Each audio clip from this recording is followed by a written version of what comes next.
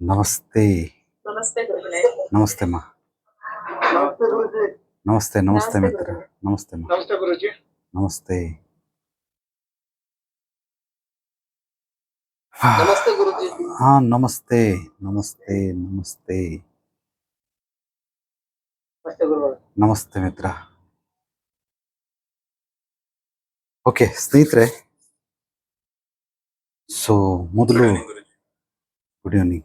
ಮೊದಲು ಪ್ರಾರ್ಥನೆಯೊಂದಿಗೆ ನಮ್ಮ ಈ ದಿನದ ಕಾರ್ಯಕ್ರಮವನ್ನು ಮುಂದುವರ್ಸೋಣ. ಕಣ್ಣುಗಳನ್ನು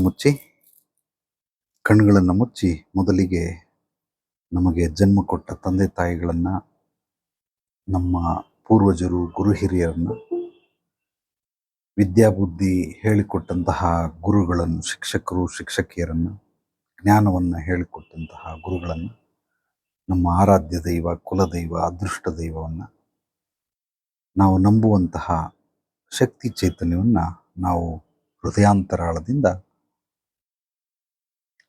ಪ್ರಾರ್ಥನೆಯೊಂದಿಗೆ ಸ್ಮರಿಸುತ್ತಾ ಈ ಒಂದು ಕೃಷ್ಣಸ್ವರ ವಿಜ್ಞಾನ ಸಂಪೂರ್ಣವಾಗಿ ನನಗೆ ಅರ್ಥವಾಗಲಿ, ಇದನ್ನು ಜೀವನದಲ್ಲಿ ಅಳವಡಿಸಿಕೊಳ್ಳುವ ಶಕ್ತಿ ಚೈತನ್ಯ, ಬುದ್ಧಿ ಜ್ಞಾನ ನನಗೆ ಪ್ರಾಪ್ತಿಯಾಗಲಿ ಅಂತ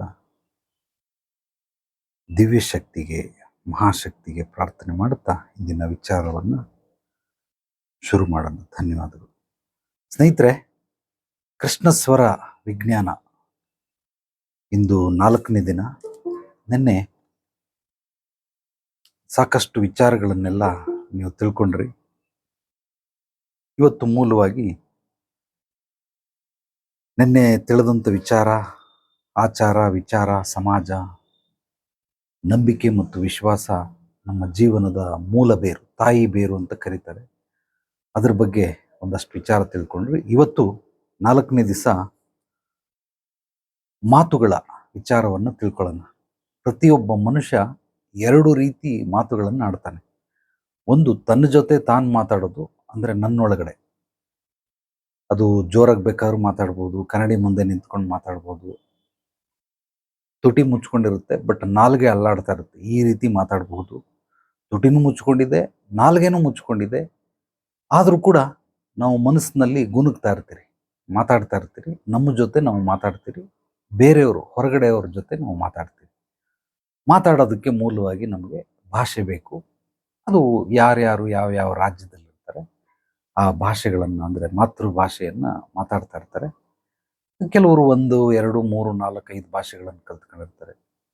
ಒಂದು 10-15 ಭಾಷೆ. ನಮ್ಮ ಗುರುಗಳು 17 ಭಾಷೆಗಳನ್ನು ಮಾತಾಡೋರು. ಒಬ್ಬೊಬ್ಬರು ಒಂದೊಂದು ರೀತಿ ಸ್ಪೆಷಲಿಸ್ಟ್ ಇರ್ತಾರೆ. ಅದು ಹೇಗೆ ಕಲ್ತ್ಕೊಳ್ತಾರೆ ಅದು ಅನ್ಇಮ್ಯಾಜಿನೇಬಲ್. ಅದು 17 ಭಾಷೆಗಳು ಮಾತಾಡ್ತಾರೆ ಅಂತಂದರೆ ರಿಯಲಿ ಗ್ರೇಟ್. ಸೊ ಅದೊಂದು ಅತ್ಯದ್ಭುತವಾದ ವಿದ್ಯೆ ಅಂತ ನಾನು ತಿಳ್ಕೊಂಡಿರ್ತೀನಿ. ಆದ್ದರಿಂದ ಒಂದು ನಮ್ಮ ಜೊತೆ ನಾವು ಮಾತಾಡೋದು, ಇನ್ನೊಂದು ಹೊರಗಡೆ ಮಾತಾಡೋದು. ಈ ಹೊರಗಡೆ ಮಾತಾಡೋದಕ್ಕೆ ಕಮ್ಯುನಿಕೇಷನ್ ಅಂತ ನಾವು ಕರ್ಕೊಳ್ಬಹುದು. ಕುಟುಂಬದಲ್ಲಿ, ಸೊ ನೆರೆಹೊರೆಯವರು, ಬಂಧು ಬಳಗದವರು, ಸಹೋದ್ಯೋಗಿಗಳು, ವ್ಯಾಪಾರ ವ್ಯವಹಾರದಲ್ಲಿ, ಸಮಾಜದಲ್ಲಿ ನಾವು ಮಾತಾಡಲೇಬೇಕಾಗುತ್ತೆ ಪ್ರತಿಯೊಬ್ಬರ ಹತ್ರ. ಆದ್ದರಿಂದ ಈ ಹೊರಗಡೆ ಬರುವಂತಹ ಮಾತುಗಳು ಏನಿದೆಯೋ ಇದು ಕೇವಲ ಒಂದು ಕಮ್ಯುನಿಕೇಟ್ ಮಾಡೋದಕ್ಕೆ ಮಾತ್ರ. ಅವ್ರ ಹತ್ರ ಎಲ್ಲವನ್ನ ನಾವು ಮನಸ್ಸು ಬಿಚ್ಚಿ ಮಾತನಾಡೋದಿಲ್ಲ. ಮಾತಾಡಿದ್ರು ಕೆಲವರು ಆಪ್ತರ ಹತ್ರ ಮಾತ್ರ ಸಾಧ್ಯವಾಗುತ್ತೆ, ಆ ರೀತಿ ಮಾತಾಡ್ಕೊಳ್ತೀರಿ. ಬಟ್ ಅವ್ರಿಗಿಂತನೂ 3 ಪಟ್ಟು ಹೆಚ್ಚಾಗಿ ನಮ್ಮ ಜೊತೆ ನಾವು ಮಾತಾಡ್ಕೊಳ್ತೀರಿ. ನೀವು ಯಾರನ್ನ ನೀವು ಅಬ್ಸರ್ವ್ ಮಾಡಿ ನೋಡಿ, ನಮ್ಮ ಜೊತೆ ನಾವು ಹೆಚ್ಚಾಗಿ ಮಾತಾಡ್ಕೊಳ್ತಾರೆ. ಪ್ರತಿಯೊಬ್ಬ ಮನುಷ್ಯ ಕೂಡ ಇದೇ ರೀತಿನೇ ಹೆಚ್ಚಾಗಿ ತನ್ನ ಜೊತೆ ತಾನಿರ್ತಾನೆ. ಅವನದೇ ಆದ ಲೋಕದಲ್ಲಿ ಅವನದೇ ಆದ ಕಲ್ಪನೆ. ಇದನ್ನ 2 ಜಗತ್ತುಗಳು ಅಂತ ಕರೀತಾರೆ. ಒಳ ಜಗತ್ತು, ಹೊರ ಜಗತ್ತು. ಅಂತರ್ಮುಖಿ, ಬಾಹಿರ್ಮುಖಿ ಅಂತ 2 ರೂಪದಲ್ಲಿ ಕರಿತೀವಿ. ಈಗ ಮಾತುಗಳು ನಮ್ಮ ಜೀವನವನ್ನ ಹೇಗೆ ರೂಪಿಸುತ್ತೆ ಅಂತಂದ್ರೆ, ಮೂಲವಾಗಿ ನನ್ನ ಜೊತೆ ನಾನು ಮಾತಾಡ್ಕೊಳ್ಳೋಂಥದ್ದೇನಿದೆ ಇದೇ ಬೇರು. ಹೊರಗಡೆ ಏನು ನಾವು ಇನ್ನೊಬ್ಬರ ಜೊತೆ ಕಮ್ಯುನಿಕೇಟ್ ಮಾಡ್ತೀರಿ, ಇದು ಮರ. ಇಲ್ಲಿ ಮರದಲ್ಲಿ ನಿಮಗೆ ಹಣ್ಣು ಚೆನ್ನಾಗಿ ಬರಬೇಕು, ಫ್ರೂಟ್ ಚೆನ್ನಾಗಿ ಬರಬೇಕು ಅಂದ್ರೆ ಬೇರಿಗೆ ಟ್ರೀಟ್ಮೆಂಟ್ ಕೊಡಬೇಕು. ನಮ್ಮ ಜೊತೆ ನಾವು ಏನು ಮಾತಾಡ್ಕೊಳ್ತಾ ಇದ್ವಿ ಇದು ಬಹಳ ಬಹಳ ಮುಖ್ಯ. ಈ ಒಂದು ನಮ್ಮ ಜೊತೆ ನಾವು ಮಾತಾಡ್ಕೊಳ್ಳೋಂಥ ಮಾತೇನಿದೆ, ಈ ಮಾತು ನಮಗೆ ಅಭಿವೃದ್ಧಿ, ಸಮೃದ್ಧಿಯನ್ನು ತಂದುಕೊಡುತ್ತೆ, ಯಶಸ್ಸು, ಕೀರ್ತಿಯನ್ನು ತಂದುಕೊಡುತ್ತೆ.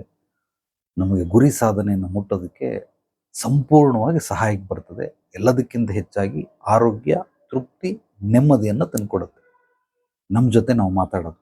ನಿಮಗೆ ಆರೋಗ್ಯ ಚೆನ್ನಾಗಿಲ್ಲ ಅಂತಂದರೆ ಏನೋ ನಾವು ಹೊರಗಡೆ ತಿಂದು ಏನದು ಫುಡ್ ಪಾಯ್ಸನ್, ಆಮೇಲೆ ವಾತಾವರಣದಲ್ಲಿ ಏನೋ ಹೇಳ್ತಾರೆ ಅದಕ್ಕೆ, ಅಂದರೆ ಹೊರಗಡೆ ಹೋದ ಸೆಟ್ ಆಗಲಿಲ್ಲ ಅವನಿಗೆ, ಆದ್ದರಿಂದ ಅವನಿಗೆ ಡಸ್ಟ್ ಇನ್ಫೆಕ್ಷನ್ ಮತ್ತು ವಾತಾವರಣ ಸೆಟ್ ಆಗಲಿಲ್ಲ, ಆದ್ದರಿಂದ ಹಿಂಗಾಯಿತು ಅಂತ. ಅದೆಲ್ಲವೂ ಕೂಡ ಆ ನಂತರ. ಬಟ್ 100ಕ್ಕೆ 90% ನಿಮಗೆ ಏನಾದರೂ ಅನಾರೋಗ್ಯ ಇದೆ, ಆ ಅನಾರೋಗ್ಯಕ್ಕೆ ಕಾರಣ ಏನು ಅಂತಂದರೆ ನಮ್ಮ ಜೊತೆ ನಾವೇನು ಮಾತಾಡ್ಕೊಂಡಿರ್ತಿರಲ್ಲ ಅದರ ಒಂದು ಪ್ರಭಾವವೇ ಹೆಚ್ಚಾಗಿರ್ತದೆ ನಮ್ಮ ಕಾಯಿಲೆಗೆ. ನಾವು ನೆಮ್ಮದಿಯಿಂದಿಲ್ಲ, ನಾವು ತೃಪ್ತಿಯಿಂದಿಲ್ಲ, ನಾವು ಆರೋಗ್ಯವಾಗಿಂದ ಇಲ್ಲ ಅಂತಂದರೆ ಅದು ನಮ್ಮ ಜೊತೆ ನಾವು ಮಾತಾಡ್ಕೊಳ್ಳೋದನ್ನು ಮೊದಲು ಸರಿ ಮಾಡ್ಕೊಳ್ಬೇಕು. ಆ ಸರಿ ಮಾಡ್ಕೊಳ್ಳೋಂಥದ್ದೇ ಈ ಕೃಷ್ಣ ಸ್ವರ ವಿಜ್ಞಾನ. ಸೊ ಕೆಲವರು ಬಹಳ ನೆಗೆಟಿವ್ ಆಗಿ ಥಿಂಕ್ ಮಾಡ್ತಾರೆ, ಸಿಕ್ಕಾಪಟ್ಟೆ ನೆಗೆಟಿವ್. ಇಲ್ಲಿ ಬರ್ತಾರೆ, ಅಯ್ಯೋ ದೇವರೇ, ಒಂದೊಂದ್ಸಲ ಈ ವೃತ್ತಿನೇ ಮಾಡೋದು ಬೇಡ ಅಂತ ಅನಿಸ್ಬಿಡ್ತದೆ. ಆ ಮಟ್ಟಿಗೆ ಬೇಸರ ಮಾಡಿಬಿಡ್ತಾರೆ. ನೆಗೆಟಿವ್ ಬಿಟ್ಟು ಬೇರೆ ಏನೂ ಮಾತಾಡಲ್ಲ. ನೀವು ಅವ್ರನ್ನ ಹೆಂಗೆ ತಿರುಗಿಸಿಲ್ಲ, ರೈಟಿಗೆ ಲೆಫ್ಟಿಗೆ, ಹಿಂದೆ ಮುಂದೆ ಮೇಲೆ ಕೆಳಗಡೆ, ಎಲ್ಲಿ ನೋಡಿದ್ರು ಬರೀ ನೆಗೆಟಿವ್ನೇ ನೋಡ್ತಾರೆ ಹೊರತು ಅವ್ರಿಗೆ ಪಾಸಿಟಿವ್ ಕಾಣಿಸೋದೇ ಇಲ್ಲ. ಯಾರು ಪ್ರಶ್ನೆ ಮಾಡಿದ್ರು, ನೆಗೆಟಿವ್ಗೂ ಪಾಸಿಟಿವ್ನ ತುಂಬ ನಿಧಾನವಾಗಿ ತಗೊಳ್ತಾರೆ ಗುರುಜಿ. ಲೇ ತಗೊಳ್ತಾರೆ ಅಂತ ಹೇಳ್ಬೇಡ, ನಿನಗೆ ನೀನು ಹೇಳ್ಕೊ, ನೀನು ನಿಧಾನವಾಗಿ ತಗತ್ತೆ ಅಂತೇಳಿ. ನಾನೇ ಗುರುಜಿ, ನಾನು ನಿಧಾನವಾಗಿ ತಗೋತೀನಿ, ಬಟ್ ನೆಗೆಟಿವ್ ಜಲ್ದಿ ತಗೊಂಡ್ಬಿಡ್ತೀನಿ. ಯಾಕೆ ಅಂತ, ಈ ನೆಗೆಟಿವ್ ಪಾಸಿಟಿವ್ನ ನಾವು ಸ್ಕೂಲಲ್ಲಿ ಹೆಂಗೆ ಹೇಳ್ಕೊಟ್ಟಿದ್ದಾರೆ? ನೆಗೆಟಿವ್ ಅಂದರೆ ಮೈನಸ್, ಪಾಸಿಟಿವ್ ಅಂದರೆ ಪ್ಲಸ್. ಇದು ನೋಡಿ, ಇದು ಪೆನ್ನು, ಇದು ಮೈನಸ್. ಇದು ಕಿವಿ ಒಳಗಡೆ ಸೀದಾ ಹಾಕ್ಬಿಡಿ ಹೋಗ್ಬಿಡ್ತದೆ. ಹಿಂಗೆ ಹಾಕಿದ್ರೆ ಹೋಗ್ಬಿಡ್ತದೆ. ನೆಗೆಟಿವ್ ಭಾರಿ ಈಸಿ. ಈಗ ಪಾಸಿಟಿವ್ ಏನು ಅಂದರೆ ಪ್ಲಸ್ ಐತೆ, ನೀವು ಕಿವಿ ಒಳಗಡೆ ಹಾಕಿದ್ರು ಹೋಗಲ್ಲ. ಹಿಂಗೆ ಹಾಕಿ ತಳ್ಳಿದ್ರೆ ಆ ಪ್ಲಸ್ ಬಂದು ನಿಂತ್ಕೊಂಡಿರ್ತದೆ. ಅದಕ್ಕೆ ಪಾಸಿಟಿವ್ ಒಳಗಡೆ ಹೋಗಲ್ಲ. ಯಾವ ಜನಕ್ಕೂ ಪಾಸಿಟಿವ್ ಅನ್ನೋದು ಒಳಗಡೆ ಹೋಗಲ್ಲ. ನೆಗೆಟಿವ್ ಬೇಕಾದ್ರೆ ಜಲ್ದಿ ತುಂಬಿಡ್ತದೆ. ಅಲ್ಲಿ ಯೋಗ ಹೇಳ್ಕೊಡ್ತಾವ್ರೆ, ಬನ್ನಿ ಎಲ್ಲ ಹೋಗೋಣ ಅಂತಂದ್ರೆ ಅವ್ರಿಗೆ ಕೇಳಿಸ್ತದೆ. ಅದು ಯೋಗ ಹೋಗೋಣ ಅಂತ ಹೇಳಿದ್ದೆಲ್ಲ ಕೇಳಿಸ್ತದೆ. ಯೋಗ ಮಾಡೋದ್ರಿಂದ ಆರೋಗ್ಯ ಎಲ್ಲ ಗೊತ್ತಿರ್ತದೆ, ಬಟ್ ಬರಲ್ಲ. ಅಲ್ಲಿ ಯಾರೋ ಜಗಳ ಆಡ್ತವ್ರು ಬನ್ನಿ ಅಂದ್ರೆ ಪಟಕ್ಕಂತ ಓಡ್ ಬಂದ್ಬಿಡ್ತಾರೆ. ಕೆಲಸ ಬಿಟ್ಬಿಟ್ಟು ಸ್ಟವ್ ಆಫ್ ಮಾಡ್ಬಿಟ್ಟು ಹೋಗ್ಬಿಡ್ತಾರೆ. ಜಗಳ ಆಡ್ತಾವ್ರೆ ಅಂದ್ರೆ ಫುಲ್ ರೆಡಿ ಓಡು. ಅಲ್ಲಾರೋ ಕೊಲೆ ಮಾಡ್ಬಿಟ್ರಂತೆ, ಆಕ್ಸಿಡೆಂಟ್ ಆಗ್ಬಿಡುತ್ತಂತೆ. ಏನೋ ಇವರೇ ಹೋಗಿ ಆ ಆಕ್ಸಿಡೆಂಟ್ನ ಸರಿ ಮಾಡ್ಬಿಟ್ಟು ಬ್ಯಾಂಡೇಜ್ ಎಲ್ಲ ಸುತ್ತಬಿಟ್ಟು ಆಪರೇಷನ್ ಮಾಡ್ಬಿಡ್ತಾರೆ. ಪಟಕ್ಕಂತ ಓಡೋಗ್ಬಿಡ್ತಾರೆ. ಓಡೋಗಿ ಏನು ಮಾಡಲ್ಲ, ಸುಮ್ ಕುತ್ಕೊಂಡು ನೋಡ್ತಾರೆ, ದೊಂಬರಾಟ ನೋಡ್ತಾರೆ. ಸೊ ಇದೆಲ್ಲ ಏನು ಅಂತಂದ್ರೆ ನೆಗೆಟಿವ್ ಪಾಸಿಟಿವ್. ನೆಗೆಟಿವ್ನ ಜಲ್ದಿ ತಗೊಳ್ತಾರೆ, ಪಾಸಿಟಿವ್ನ ತಗೊಳ್ಳಲ್ಲ. ನೆಗೆಟಿವ್ ಮೈನಸ್ ಇದೆ, ಸೀದಾ ನುಗ್ಗಿಬಿಡ್ತದೆ ಮನಮಸ್ತಿಷ್ಕದಲ್ಲಿ. ಪಾಸಿಟಿವ್ ಪ್ಲಸ್ ಇರೋದ್ರಿಂದ ಬಂದು ಹಿಂಗೆ ನಿಂತ್ಕೊಳ್ತದೆ, ಫಿಲ್ಟರ್ ಮಾಡ್ತದೆ. ಅದನ್ನ ಒಳಗೆ ನುಗ್ಸೋದು ಬಹಳ ಬಹಳ ಕಷ್ಟ. ಆದ್ರಿಂದ ನೆಗೆಟಿವ್ ಜಲ್ದಿ ಹೋಗ್ಬಿಡ್ತದೆ. ನಮ್ಮ ಜೊತೆ ನಾವು ಏನೇನು ಮಾತಾಡ್ಕೊಳ್ತಾ ಇದ್ರೋ ಅದೇ ನಮ್ಮ ಜೀವನವನ್ನು ರೂಪಿಸೋದು, ನಿರ್ಮಿಸೋದು, ಸೃಷ್ಟಿಸೋದು. ನಾವು ಕೆಟ್ಟದ್ದನ್ನೇ ಮಾತಾಡ್ತಾ ಇದ್ರೆ ಅದೆಲ್ಲವೂ ಕೂಡ ಜೀವನದಲ್ಲಿ ನಡೆಯೋ ಎಲ್ಲ ವಿಚಾರಗಳು ಕೆಟ್ಟದ್ದೇ ಆಗ್ತಾ ಇರ್ತದೆ. ಇವತ್ತು ನಿಮ್ಗೆ ಆಗದೆ ಇರ್ಬೋದು, ನಾಳೆ ಆಗುತ್ತೆ, ಮುಂದಿನ ವಾರ ಆಗುತ್ತೆ, ಮುಂದಿನ ತಿಂಗಳಾಗುತ್ತೆ, ಮುಂದಿನ ವರ್ಷ ಆಗುತ್ತೆ, ಒಂದು 5 ವರ್ಷ ಬಿಟ್ಟಾಗುತ್ತೆ, 10 ವರ್ಷ ಬಿಟ್ಟಾಗುತ್ತೆ, ಇಲ್ಲಾಂದ್ರೆ ಒಂದು 20-30 ನಿಮಗೆ ಮುಂದಿನ ಜನ್ಮದಲ್ಲಾದರೂ ಹಾಗೆ ಆಗ್ತದೆ. ನೀವು ಈಗ ಮಾತಾಡ್ಕೊಳ್ಳೋದು ಮುಂದಿನ ಜನ್ಮಕ್ಕೂ ತೊಂದರೆ ಮಾಡ್ತದೆ. ಇಲ್ಲಿ ಹಿಪ್ನೋಥೆರಪಿ ಮಾಡ್ತೀನಿ, ಸಾಕಷ್ಟು ಗೊತ್ತಾಗುತ್ತೆ ಆಲ್ಮೋಸ್ಟ್ ಯಾರ್ಯಾರಿಗೆ ಏನೇನಿದೆ ಅಂತ. ಸೊ ಮಾತಾಡಿ ಮಾತಾಡಿ ನಿಮ್ಮ ಜೊತೆ ನಾವು ಮಾತಾಡಿಕೊಂಡು ಧೈರ್ಯ, ಪುಕ್ಲ, ಸಿಕ್ಕಾಬಿಟ್ಟೆ ಭಯ, ಏನಾದರೂ ಹಿಂಗಾಗ್ಬಿಟ್ರೆ, ಏನಾದರೂ ಹಂಗಾಗ್ಬಿಟ್ರೆ, ಏನಾದರೂ ಆಗಲಿಲ್ಲ ಅಂತಂದರೆ ಆ ಚಿಂತನೆಗಳು ಏನು ಮಾಡ್ತವೆ ಒಳಗಡೆ. ನಾವು ಏನೇನು ಮಾತಾಡಿರ್ತೀರಿ, ಯೋಚನೆ ಮಾಡಿರ್ತೀರಿ, ಆಲೋಚನೆಗಳು ಅದೇ ನಮಗೆ ಮಾತುಗಳ ರೂಪದಲ್ಲಿ ಹೊರಗೆ ಬರ್ತವೆ. ಒಳಗಡೆ ಇರೋದು ಮಾತ್ರನೇ ಹೊರಗೆ ಬರ್ತದೆ ಹೊರತು ಒಳಗಡೆ ಇಲ್ಲದೆ ಇರೋದನ್ನ ನಾವು ಸೃಷ್ಟಿ ಮಾಡ್ಕೊಂಡು ಹೊರಗಡೆ ಮಾತಿನ ಮೂಲಕ ಬರೋದಕ್ಕೆ ಸಾಧ್ಯವೇ ಇಲ್ಲ. ಈಗ ನಾನು ಏನು ಹೇಳ್ತಾ ಇದ್ದೀನಿ ಒಳಗಡೆ ಇದೆ, ಅದಕ್ಕೋಸ್ಕರ ಅದು ಹೊರಗೆ ಬರ್ತಾ ಇದೆ. ಇಲ್ಲಿ ಒಳಗಡೆ ಇಲ್ಲದೆ ಇರೋದನ್ನ ಹೊಸದಾಗೇನೋ ನಾನು ಸೃಷ್ಟಿ ಮಾಡಿಬಿಟ್ಟು ಮಾತಾಡ್ತೀನಿ ಅಂದರೆ ಖಂಡಿತವಾಗ್ಲೂ ಸಾಧ್ಯವಿಲ್ಲ. ನಾನು ಏನೇ ಮಾತುಗಳು ಹೊರಗಡೆಯಿಂದ ಆಡ್ತಾ ಇದ್ದೀನಿ ಅದನ್ನು ನಿಮ್ಮ ಕಿವಿಯವರೆಗೂ ಹೋಗ್ತಾ ಇದೆ, ಕೇಳ್ತಾ ಇದ್ದೀರಾ ಅಂದರೆ ಅದು ಒಳಗಡೆ ಇರೋದ್ರಿಂದ ಬರ್ತಾ ಇದೆ. ಅದೇ ರೀತಿ ಪ್ರತಿಯೊಬ್ಬರು ಕೂಡ ನೀವು ಏನೇನು ಮಾತಾಡ್ತೀರಾ ಇವತ್ತು ನಿಮ್ಮ ಜೀವನದಲ್ಲಿ ನೀವಿರೋ ಸ್ಥಿತಿಗತಿಗೆ ಮೂಲ ಕಾರಣ ಏನು ಅಂದರೆ ನೀವು ಆಡಿರುವಂಥ ಮಾತುಗಳು. ಒಳಗಡೆ ಆಡಿರೋ ಮಾತುಗಳು ಎಲ್ಲವೂ ಹೊರಗೆ ಹಾಕಲ್ಲ. ಕೆಲವರು ಫಿಲ್ಟರ್ ಮಾಡ್ತಾರೆ, ಕೆಲವರು 30% ಫಿಲ್ಟರ್ ಮಾಡ್ತಾರೆ, ಮತ್ತು ಕೆಲವರು 50% ಮಾಡ್ತಾರೆ, ಇನ್ನೂ ಕೆಲವರು 70% ಫಿಲ್ಟರ್ ಮಾಡ್ತಾರೆ. ಇನ್ನು ಅದಕ್ಕೂ ಮೀರಿ ಅಂತಂದರೆ ಇನ್ನೂ ಇದ್ದಾರೆ ಸುಮಾರು ಜನ. ಒಂದು 80% ಅಷ್ಟು ಫಿಲ್ಟರ್ ಮಾಡ್ತಾರೆ. ಬರೀ 20% ಮಾತ್ರ ಮಾತಾಡ್ತಾರೆ. ಆ ಒಳಗಡೆ ಇರೋದೆಲ್ಲವೂ ಕೂಡ ಕಲ್ಮಶಗಳಿಂದ ತುಂಬಿದರೆ, ಅಶುದ್ಧತೆಗಳಿಂದ ತುಂಬಿದರೆ, ನಕಾರಾತ್ಮಕತೆಯಿಂದ ತುಂಬಿದರೆ, ನಿಮ್ಮ ಜೀವನದಲ್ಲಿ ನಡೆಯುವಂಥ ಎಲ್ಲ ಘಟನೆಗಳು ಕೂಡ ನಕಾರಾತ್ಮಕವಾಗಿ ನಡೀತಾ ಇರುತ್ತೆ. ನೀವು ಏನೇನು ಕಂಡ್ರೆ ಭಯ ಬೀಳ್ತಿರೋ, ಆ ಭಯ ಬಿದ್ದು ಹೆದರ್ಕೊಂಡು ಕೆಲವರು ಸತ್ತೇ ಹೋಗ್ಬಿಡ್ತಾರೆ ಹೆದರ್ಕೊಂಡು. ಆ ಸಾವು ಹೊರಗಡೆ ರೂಪದಲ್ಲಿ ಖಂಡಿತವಾಗ್ಲೂ ಬಂದೇ ಬರ್ತದೆ. ಡ್ಯಾಮೇಜ್ಗಳು ಹಿಂಗಾಗ್ಬಿಡ್ತು, ಹಂಗಾಗ್ಬಿಡ್ತು, ಹಂಗೇನಾದ್ರೂ ಆಗ್ಬಿಟ್ರೆ ಹಿಂಗೆ, ಅವ್ರೇನಾದ್ರೂ ಹಿಂಗೆ ತಿಳ್ಕೊಂಬಿಟ್ರೆ, ಇವ್ರೇನಾದ್ರೂ ಹಂಗೆ ತಿಳ್ಕೊಂಬಿಟ್ರೆ. ಸೊ ಹಂಗಾಗಿ ಪ್ರತಿಯೊಂದು ಕೂಡ ಅವರು ವಾಯ್ಸ್ ಕಳಿಸ್ತಾರೆ, ಅಂದರೆ ವಾಯ್ಸ್ ಮಾತಾಡ್ತಾರೆ. ಆ ಮಾತಾಡಿದಾಗ ಆ ಮಾತಲ್ಲಿ ಸ್ವರ, ಆ ಮಾತೇ ಸ್ವರ, ಅದರಲ್ಲೇ ಕಂಡುಹಿಡ್ಕೋಬೋದು. ಇದಕ್ಕೆ ಸ್ವರ ವಿಜ್ಞಾನ ಅಂತ ಕರೀತಾರೆ. ಇದು ಅತ್ಯದ್ಭುತವಾಗಿ ನಮ್ಮ ಅವರ ಒಂದು ಎದುರುಗಡೆ ಇರುವಂಥ ಮನಸ್ಥಿತಿಯನ್ನು ಕ್ಲೀನಾಗಿ ರೀಡ್ ಮಾಡ್ಬೋದು. ಸೊ ಇದನ್ನು ವಾಯ್ಸ್ ರೀಡಿಂಗ್ ಬೇಕಾದರೆ ನೀವು ಕರ್ಕೊಳ್ಳಿ, ಅದನ್ನು ಕ್ಲೀನಾಗಿ. ಆ ಕಾನ್ಫಿಡೆಂಟ್ ಎಷ್ಟಿದೆ, ಎಷ್ಟು ಭಯ ತುಂಬಿದೆ, ಅವ್ರು ಎಷ್ಟು ಹೆದರ್ಕೊಂಡಿದ್ದಾರೆ, ಎಷ್ಟು ನೆಗೆಟಿವ್ ಇದೆ, ಎಷ್ಟು ಪಾಸಿಟಿವ್ ಇದೆ, ಎಷ್ಟು ಜ್ಞಾನ ತುಂಬಿದೆ, ಎಷ್ಟು ಯುಕ್ತಿ ತುಂಬಿದೆ, ಎಷ್ಟು ಉಪಾಯಗಳು ತುಂಬಿದೆ ಆ ಮಾತಲ್ಲಿ, ಮಾಡೋವಂಥ ಮಾತಲ್ಲಿ ಎಷ್ಟು ಕುತಂತ್ರಗಳು ಸೇರಿಸ್ಕೊಂಡಿದ್ದಾರೆ, ಎಷ್ಟು ತಂತ್ರಗಳನ್ನು ಸೇರಿಸ್ಕೊಂಡಿದ್ದಾರೆ, ಎಷ್ಟು ದಡ್ಡತನ ಇದೆ, ಎಷ್ಟು ಅಜ್ಞಾನ ಇದೆ, ಎಷ್ಟು ಮೂರ್ಖತನ ಇದೆ, ಎಲ್ಲವೂ ಕೂಡ ಅವನಾಡೋ ಮಾತಲ್ಲಿ ಕ್ಲೀನಾಗಿ ಗೊತ್ತಾಗ್ಬಿಡ್ತದೆ. ಆ ಮಾತುಗಳು ಯಾವುದೇ ರೂಪದಲ್ಲಿರಲಿ, ಎಲ್ಲೇ ಇರಲಿ, ಬಟ್ ಅವರೆಲ್ಲ ಆಡೋದು ಆ ಮಾತಿಗೆ ಒಂದೊಂದು ಲೇಬಲನ್ನು ಕೊಡ್ತಾ ಹೋಗ್ತದೆ. ಆದ್ದರಿಂದ ಮಾತಲ್ಲಿ ಎಲ್ಲವೂ ಕಾರಣವಾಗಿರುತ್ತೆ. ಅದು ಹೇಗೆ ಬರ್ತದೆ ಅಂದರೆ ಒಳಗಡೆ ಇರೋದು ಮಾತ್ರನೇ ಹೊರಗೆ ಬರ್ತದೆ.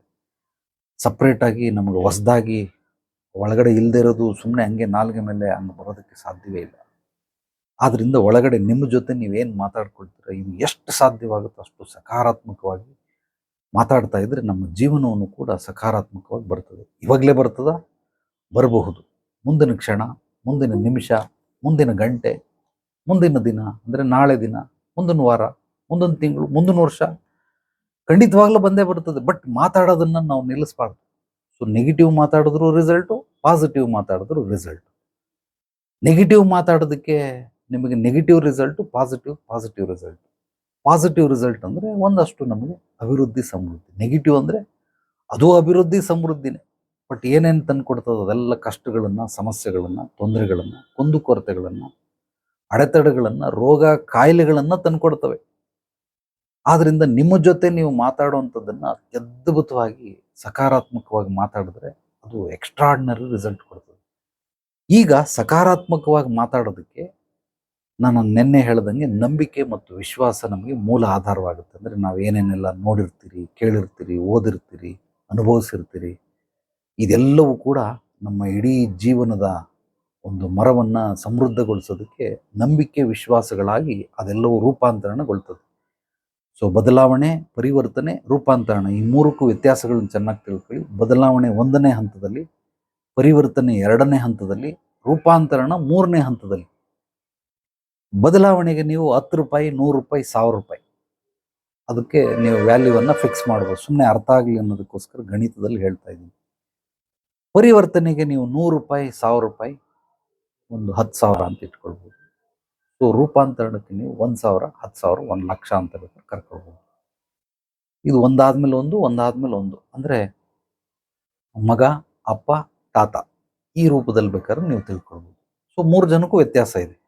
ಮಗನೇ ಬೇರೆ, ಮಗನ ತಂದೆ ಬೇರೆ, ತಂದೆಯ ತಂದೆ ತಾತ ಬೇರೆ. ಆದ್ದರಿಂದ ಈ 3ಕ್ಕೂ ವ್ಯತ್ಯಾಸ ಇದೆ. ಹಂಗಾಗಿ ನಿಮ್ಮ ಮನಸ್ಸಿನಲ್ಲಿ ಮೂಲವಾಗಿ ಆ ಒಂದು ಬದಲಾವಣೆಗಳು, ನೀವು ಕೇಳಿರೋದು, ನೋಡಿರೋದು, ಅನುಭವಿಸಿರೋದು, ಮಾತಾಡಿರೋದು, ಇದೆಲ್ಲವೂ ಕೂಡ ನಂಬಿಕೆ ವಿಶ್ವಾಸವಾಗಿ ಒಳಗಡೆ ಹೋಗಿ ರೂಪಾಂತರಣಗೊಳ್ತದೆ. ಆ ರೂಪಾಂತರಣಗಳೇ ನಿಮ್ಮ ಬದುಕಲ್ಲಿ ಪ್ಲಸ್ಸು ಮೈನಸನ್ನು ತಂದುಕೊಡೋದು, ಲಾಭ ನಷ್ಟವನ್ನು ತಂದುಕೊಡೋದು, ಆರೋಗ್ಯ ಅನಾರೋಗ್ಯವನ್ನು ತಂದುಕೊಡೋದು, ಸೊ ಉನ್ನತಿ ಅವನತಿಯನ್ನು ತಂದುಕೊಡೋದು. ಆದ್ದರಿಂದ ಒಳಗಡೆ ನೀವು ಮಾತಾಡುವಂಥ ಮಾತುಗಳು ಹೇಗೆ ಪ್ರಭಾವ ಬೀರುತ್ತೆ ಅಂತಂದರೆ, ಅಗೈನ್ ಮತ್ತೆ ಪಂಚತತ್ವಗಳ ಮೂಲಕ ನಮಗೆ ಒಂದೊಂದಾಗಿ ಪ್ರಮಾಣಗಳು, ಅಂದರೆ ಪರ್ಸೆಂಟೇಜಲ್ಲಿ ಒಬ್ಬೊಬ್ಬರು ಒಂದೊಂದು ಪರ್ಸೆಂಟೇಜಲ್ಲಿ ಹಿಡ್ಕೊಂಡು ಬರ್ತಾರೆ. ಉದಾಹರಣೆಗೆ ಪೃಥ್ವಿ ತತ್ವದ ಮೂಲ ಆಕರ್ಷಣೆ ಏನು ಅಂದರೆ, ಮೂಲ ತತ್ವ ಏನು ಅಂದರೆ ಆಕರ್ಷಣೆ, ಅಂದರೆ ಗುರುತ್ವಾಕರ್ಷಣೆ. ಅಟ್ರಾಕ್ಷನ್ ಮಾಡೋದು ಭೂಮಿಯ ತತ್ವ. ಇದು ಬಿಟ್ಟರೆ ನೆಕ್ಸ್ಟ್ ಏನು, ಬೆಳೆಸುತ್ತೆ. ಭೂಮಿ ಎಲ್ಲವನ್ನು ಬೀಜ ಹಾಕಿ ಬೆಳೆಸುತ್ತೆ. ಎಲ್ಲವನ್ನ ಬೆಳೆಸ್ತಾರೆ. ಹುಲ್ಲು ಬೆಳೆಸುತ್ತೆ, ಗಿಡ ಮರಗಳನ್ನು ಬೆಳೆಸುತ್ತೆ. ಸೊ ಗಂಡು ಹೆಣ್ಣು ಸೇರಿದ್ರೆ ಮತ್ತೆ ಮಕ್ಕಳಾಗ್ತವೆ. ಸೊ ಬೆಳೆಸೋದು, ಭೂಮಿಯ ಮೂಲ ಗುಣ ಏನು ಅಂದರೆ ಬೆಳೆಸೋದು. ಅದಾದಮೇಲೆ ಬುದ್ಧಿವಂತಿಕೆ, ಬುದ್ಧಿಯನ್ನು ನೀಡುತ್ತೆ ಪೃಥ್ವಿ ತತ್ವ. ಇದಕ್ಕೆ ಕೆಲವರು ಈ 5 ತತ್ವಗಳಲ್ಲಿ ಮನುಷ್ಯರು ಈ ನಂಬಿಕೆ ವಿಶ್ವಾಸವನ್ನು ಯಾವ್ಯಾವ ಪ್ರಮಾಣದಲ್ಲಿ ಎಷ್ಟು ಪ್ರಮಾಣದಲ್ಲಿ ಇಟ್ಕೊಂಡಿರ್ತಾರೆ ಅಂದರೆ ಈ ಥರ ಆಕರ್ಷಣೆಗೆ ಅವ್ರ ಮಾತುಗಳು, ಅವ್ರ ಚಿಂತನೆಗಳು, ಅವರ ಜೀವನ ಇದೆಲ್ಲವೂ ಕೂಡ ಆಕರ್ಷಣೀಯವಾಗಿರುತ್ತೆ. ಸೊ ಬೆಳೆಯೋದಕ್ಕೋಸ್ಕರ ಮಾತಾಡ್ತಾರೆ, ಇಲ್ಲಾಂದರೆ ಬುದ್ಧಿವಂತಿಕೆಯ ಮಾತುಗಳನ್ನು ಆಡ್ತಾರೆ. ಯಾರ್ಯಾರು ಇದನ್ನು ಮಾಡ್ತಾರೆ ಇವರೆಲ್ಲ ಪೃಥ್ವಿ ತತ್ವದಲ್ಲಿ ಆಲೋಚಿಸ್ತಾ ಇದ್ದಾರೆ, ಪೃಥ್ವಿ ತತ್ವದಲ್ಲಿ ಮಾತಾಡ್ತಾ ಇದ್ದಾರೆ ಅಂತ ನೀವು ತಿಳ್ಕೊಳ್ಬೋದು. ಜಲತತ್ವ, ಜಲತತ್ವ ಏನು? ಶುದ್ಧತೆ. ಜಲ ಅಂತಂದ್ರೆ ಏನು? ಶುದ್ಧಗೊಳಿಸೋದು. ಮೂಲವಾಗಿ ನಮಗೆ ಶುದ್ಧಗೊಳಿಸುವಂಥದ್ದಕ್ಕೆ ಜಲ ಅಶುದ್ಧಗೊಂಡ್ಬಿಟ್ಟಿರುತ್ತೆ, ಗಲೀಜಾಗ್ಬಿಟ್ಟಿರುತ್ತೆ. ಬಟ್ಟೆ ತೊಳಿತೀರಿ, ಮನೆ ತೊಳಿತೀರಿ, ಸ್ನಾನ ಮಾಡ್ತೀರಿ, ಹಸು ತೊಳಿತೀರಿ, ನಾಯಿ ತೊಳಿತೀರಿ, ಪ್ರತಿಯೊಂದನ್ನು ನಾವು ದಿನನಿತ್ಯ ತೊಳಿತಾ ಹೋಗ್ತೀರಿ, ಒರೆಸ್ತಾ ಹೋಗ್ತೀರಿ. ಕಾರು ಗಾಡಿ ಸರ್ವಿಸಿಗೆ ಬಿಡ್ತೀರಿ, ಏನದು? ತೊಳೆಯೋ ಕ್ರಿಯೆ ಅಂದರೆ ಶುದ್ಧಗೊಳಿಸುವಂಥ ಕ್ರಿಯೆ. ಜಲದ ಮೂಲ ತತ್ವ ಏನು ಅಂತಂದ್ರೆ ಶುದ್ಧತೆ. ಎರಡನೇದೇನು? ಬಾಯಾರಿಕೆಯನ್ನು ನೀಗಿಸುತ್ತೆ. ಸೊ ನಾವು ಸೇವನೆ ಮಾಡ್ತೀರಿ. ಮೂರನೇದೇನು? ಪ್ರಾಣ, ಅಂದರೆ ಪ್ರಾಣ ಉಳಿಸುತ್ತೆ. ಸೊ ಜಲತತ್ವದಲ್ಲಿ ಆಲೋಚಿಸುವಂಥವ್ರು, ಮಾತಾಡುವಂಥವ್ರು ಈ 3 ಗುಣಗಳನ್ನು ಇಟ್ಕೊಂಡಿರ್ತಾರೆ. ಅವ್ರು ಯಾವಾಗಲೇ ಮಾತಾಡಿದ್ರು ಪರಿಶುದ್ಧವಾಗಿ ಮಾತಾಡ್ತಾರೆ. ಆ ಶುದ್ಧತೆಗೋಸ್ಕರ ನಾನು ಮನೆ ಮಾತ್ರ ನೀಟಾಗಿ ಇಟ್ಕೊಂಡಿರ್ತೀನಿ ಅಂತ ಒಂದು ಚೂರು ಗಲೀಜು ಆಗ್ಬಿಡಲ್ಲ. ಸೊ ಜಲತತ್ವ ಬರೀ ಶುದ್ಧತೆ, ನೀಟಾಗಿ ಅಡುಗೆ ಮಾಡ್ಬೇಕು. ನನಗೆ ರಾತ್ರಿ ಹೊತ್ತು ಪಾತ್ರೆ ತೊಳೆದು ಇಟ್ಟಿಲ್ಲ ಅಂತಂದರೆ ನಿದ್ದೆ ಬರಲ್ಲ ನನಗೆ. ಅದಕ್ಕೆ ಎಲ್ಲ ಊಟ ಮಾಡಾದ್ಮೇಲೆ ಎಲ್ಲ ಪಾತ್ರೆ ತೊಳೆದು ಕ್ಲೀನಾಗಿ ಒರೆಸಿ ದಬಾಕ್ಬಿಟ್ಟು ಮಡಗ್ಬಿಡ್ತೀನಿ. ಬೆಳಿಗ್ಗೆ ಬಂದಾಗ ಒಂಚೂರು ಸ್ಮೆಲ್ ಇರಬಾರ್ದು. ನೀಟ್ನೆಸ್, ಶುದ್ಧತೆ. ಇವರೆಲ್ಲ ಜಲತತ್ವದ ಬಗ್ಗೆ ಮಾತಾಡ್ತಾರೆ. ಒಂದು ಚೂರು ಗಲೀಜಾದರೆ ಬಟ್ಟೆ ಬಿಚ್ಚಾಕ್ಬಿಟ್ಟು ಬೇರೆ ಬಟ್ಟೆ ಹಾಕತ್ತೆ. ಸೊ ಒಂದು ಚೂರು ಗಲೀಜಾಗಬಾರ್ದು. ಕೆಲವರು ಬಾಸ್ಗಳಿರ್ತಾರೆ, ಕಾರ್ ಓಡಿಸಿದ್ರೆ ನೋಡಿ ಇಲ್ಲಿ ಗಲೀಜೈತೆ ಒರೆಸು ಅಂದ್ಬಿಟ್ಟು ಕರ್ಕೊಂಡು, ಸ್ವಲ್ಪನೇ ಕಣ್ಣಿಗೆ ಕಾಣಿಸಲ್ಲ ನಮಗೆ, ಅವನಿಗೆ ಬರೀ ಗಣ್ಣಲ್ಲಿ ಕಾಣಿಸ್ತಾ ಇದೆ. ಒರೆಸು ಅಂತ. ನೀಟಾಗಿರ್ಬೇಕು, ಆಫೀಸ್ ನೀಟಾಗಿರ್ಬೇಕು, ಕಾರ್ ನೀಟಾಗಿರ್ಬೇಕು, ಊಟ ನೀಟಾಗಿರ್ಬೇಕು, ಬಟ್ಟೆ ನೀಟಾಗಿರ್ಬೇಕು. ಇವರೆಲ್ಲ ಯಾರು? ಜಲತತ್ವಕ್ಕೆ ಸಂಬಂಧಪಟ್ಟಂಥವ್ರು. ನೆಕ್ಸ್ಟ್ ಏನು? ಬಾಯಾರಿಕೆ. ಅದು ಸಹಜ, ಎಲ್ರಿಗೂ ಬಾಯಾರಿಕೆ ಆಗ್ತದೆ, ನೀಗ್ತಾರೆ. ಬಟ್ ಆ ಬಾಯಾರಿಕೆಯನ್ನು ಆಲೋಚನೆ ರೂಪದಲ್ಲಿ ತೋರಿಸ್ತಾರೆ, ಮಾತಿನ ರೂಪದಲ್ಲಿ ತೋರಿಸ್ತಾರೆ. ಬಾಯಾರಿಕೆ ಆಗ್ತಾ ಇದೆ ಅನ್ನೋದನ್ನ ಕೆಲವರು ಆಲೋಚನೆ ಮಾಡಿ ಮಾತಿನ ರೂಪದಲ್ಲಿ ಹೇಳ್ತಾರೆ. ಕೆಲವರು ಡೈರೆಕ್ಟಾಗಿ ಕೇಳ್ಬಿಡ್ತಾರೆ, ನಾನು ಕೊಡಪ್ಪ, ನಂಗೆ ದಾವರಾಗ್ತಾ ಇದೆ, ನೀರು ಕೊಡು ಅಂತ. ಮತ್ತೆ ಕೆಲವರು ಕೇಳಲ್ಲ, ಅದನ್ನು ಸೂಕ್ಷ್ಮವಾಗಿ ಅರ್ಥ ಮಾಡ್ಕೊಳ್ಳಿ ಅನ್ನೋ ರೀತಿ ಹೇಳ್ತಾರೆ. ಅದು ಮುಂದಕ್ಕೆ ಬರ್ತೀನಿ. ನೆಕ್ಸ್ಟ್ ಪ್ರಾಣ ಉಳಿಸುತ್ತೆ. ಪ್ರಾಣ ಉಳಿಸುವಂಥ ಮಾತುಗಳನ್ನು ಆಡ್ತಾ ಇರ್ತಾರೆ. ಬೀಸೋ ದೋಣಿಗೆ ತಪ್ಪಿಸ್ಕೊಂಡ್ರೆ 100 ವರ್ಷ ಆಯುಸು, ನಿನಗೇನು ತಲೆ ಕೆಟ್ಟೈತಾ, ಯಾಕೆ ಹೋಗ್ತಾ ಇದೆಯಾ ಅಲ್ಲಿಗೆ, ಹೋಗ್ಬೇಡ. ಸತ್ಗಿತ್ತು ಹೋಗ್ಬಿಟ್ರೆ ಏನಪ್ಪ ಮಾಡೋದು, ಹೋಗ್ಲೇ ಬೇಡ, ಬಿಡೆಯ. ಒಂದಷ್ಟು ಆಸ್ತಿ ಹೋದ್ರೆ ಹೋಗ್ಲಿ, ಒಂದಷ್ಟು ದುಡ್ಡು ಹೋದ್ರೆ ಹೋಗ್ಲಿ, ಜೀವ ಉಳಿತದಲ್ಲ. ಆಸ್ತಿ ಹೋದ್ರೆ ಮತ್ತೆ ಸಂಪಾದನೆ ಮಾಡ್ಕೋಬೋದು, ಜೀವ ಹೋದ್ರೆ ಬರಲ್ಲ. ಪ್ರಾಣದ ಬಗ್ಗೆ ಮಾತಾಡ್ತಾ ಇರ್ತಾನೆ. ಅವಾಗ ತಿಳ್ಕೊಳ್ಳಿ ಇವನು ಜಲತತ್ವದ ಬಗ್ಗೆ ಮಾತಾಡ್ತಾವನೆ ಅಂತ. ಯಾಕೆಂದ್ರೆ ಅವನ ಒಳಗಡೆ ಬರೀ ಪ್ರಾಣದ ಬಗ್ಗೆನೇ ಯೋಚನೆ ಮಾಡ್ತಾ ಇರೋದ್ರಿಂದ ಅದು ಮಾತುಗಳ ರೂಪದಲ್ಲಿ ಹೊರಗೆ ಬರ್ತದೆ. ಅಗ್ನಿತತ್ವ ಅಂದ್ರೆ ಏನು ಅಂತಂದ್ರೆ ಅಂತ್ಯಗೊಳಿಸೋದು ಅಥವಾ ನಾಶ ಮಾಡೋದು. ಮುಕ್ತಿ ಮೋಕ್ಷ ಅಂತ ಬೇಕಾದ್ರೆ ತಿಳ್ಕೊಳ್ಳಿ. ಇವಾಗ ಯಾರಿಗೋ ಒಬ್ರಿಗೆ ಪಾಪ ಮಕ್ಕಳಿಲ್ಲ, ಅವರು ಮಕ್ಕಳಿಲ್ಲ ಅಂತಂದ್ರೆ ಈ ಸಮಸ್ಯೆಗಳಿಗೆ ಪರಿಹಾರ ಕೊಡೋದು ನಾನು ಇದೇ ಮೆಥಡಲ್ಲಿ. ಮಕ್ಕಳಿಲ್ಲ ಅವ್ರಿಗೆ, ಮಕ್ಕಳಿಲ್ಲದಿದ್ರೆ ಈಗ ಅದೊಂದು ಸಮಸ್ಯೆ, ಆ ಸಮಸ್ಯೆಗೆ ಮುಕ್ತಿ ಮೋಕ್ಷ ತರಬೇಕು. ಕೊಟ್ರಿಲ್ಲ ಅಂತಂದ್ರೆ ಮಕ್ಕಳಾಗಲ್ಲ ಅವ್ರಿಗೆ.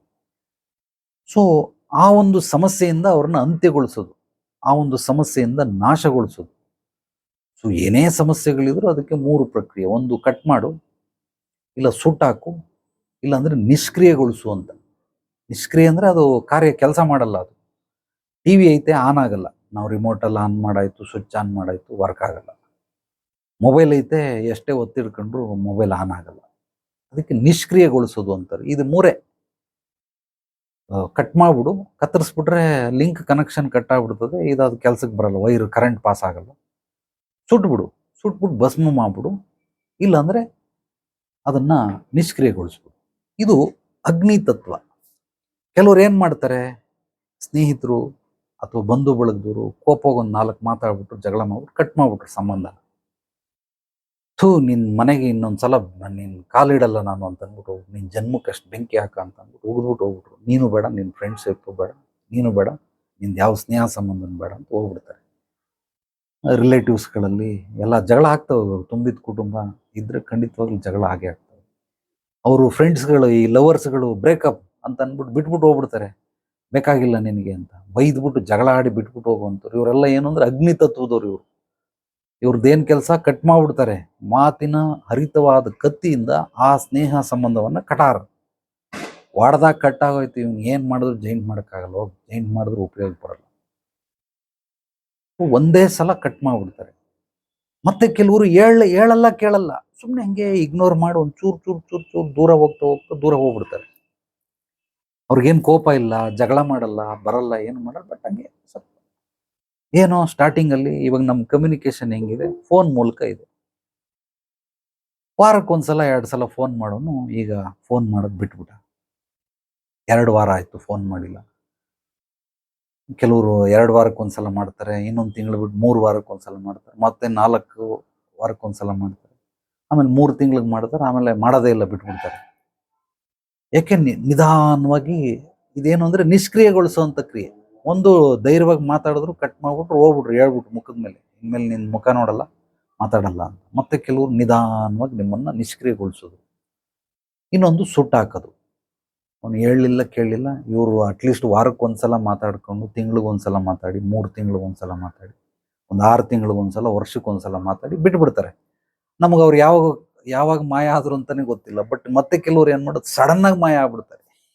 ಈಗ ಚಿಕ್ಕದ್ರಲ್ಲಿ ನಮ್ಮ ಬಾಲ್ಯದಲ್ಲಿ ಕಳೆದೋಗ್ಬಿಡೋರು, ಪೇಪರಲ್ಲಿ ಬರೋದು ಪ್ರಕಟಣೆ. ಸೊ ಕಾಣಿಯಾಗಿದ್ದಾರೆ, ಇಷ್ಟು ವರ್ಷ ವಯಸ್ಸು, ಇಷ್ಟು ಭಾಷೆ, ಇಷ್ಟು ಎತ್ತರ, ಇಂಥ ಬಣ್ಣ ಇದ್ದಾರೆ, ಇಂಥ ಭಾಷೆ ಮಾತಾಡ್ತಾರೆ, ಕಳೆದೋಗ್ಬಿಟ್ರು. ಎಲ್ಲಿ ಹುಡ್ಕೋದು ಇವಾಗ ಅವ್ರನ್ನ? ಪಟಕ್ಕಂತ ಕಳೆದೋಗ್ಬಿಟ್ರು. ಆ ರೀತಿ ಅದನ್ನ ಕಟ್ ಮಾಡ್ಬಿಡೋದು. ಸೊ ಕಟ್ ಮಾಡ್ಬಿಡೋದು, ಭಸ್ಮ ಮಾಡ್ಬಿಡೋದು, ಇನ್ನೊಂದು ನಿಷ್ಕ್ರಿಯಗೊಳಿಸೋದು. ಅವ್ರ ಎಲ್ಲಾ ಮಾತುಗಳಲ್ಲಿ ಈ 3ಅನ್ನ ನೀವು ನೋಡ್ಕೊಳ್ಬಹುದು. ಈ ಕೇವಲ ಬರೀ ಜಗಳ ಆಡಿದ್ರು ಮಾತು ಅದ್ರ ಬಗ್ಗೆ ಅಲ್ಲ. ಒಂದು ಏನೋ ಯಾವುದೋ ಒಂದು ಸಮಸ್ಯೆ, ಅದನ್ನ ತಗೊಂಡೋಗಿ ಕೊಟ್ರು. ಫಾರ್ ಎಕ್ಸಾಂಪಲ್, ಹೆಂಗಸರು ಲೇಡೀಸ್ ಬ್ಲೌಸ್ ಇದು ಚೆನ್ನಾಗಿಲ್ಲ ಅಂತ, ಅದನ್ನು ಕುಂತ್ಕೊಳಕ್ಕ ಇಲ್ಲೇ ಕುತ್ಕೋ ಅಂತ ಅಂದ್ಬಿಟ್ಟು ಅಲ್ಲೇ ಪಟಕ್ಕಂತ ಮಾಡ್ಬಿಟ್ಟು ಕೊಟ್ಬಿಡ್ತಾನೆ, ರೆಡಿ ಆಗೋಯ್ತು. ಇವನು ಆ ಸಮಸ್ಯೆನ ಇಮ್ಮಿಡಿಯೇಟಾಗಿ ಕಟ್ ಮಾಡ್ಬಿಟ್ಟ. ಮತ್ತೆ ಕೆಲವರು ಇವಾಗ ನನ್ನ ಹತ್ರ ಟೈಮ್ ಇಲ್ಲ, ಬಿಟ್ಬಿಟ್ಟು ಹೋಗಿ, ಆಮೇಲೆ ಬೇಕಾದ್ರೆ ನೋಡ್ತೀನಿ, ನಾನು ಫ್ರೀ ಇದ್ದಾಗ ಬೇಕಾದ್ರೆ ಮಾಡ್ಕೊಡ್ತೀನಿ ಅಂತ.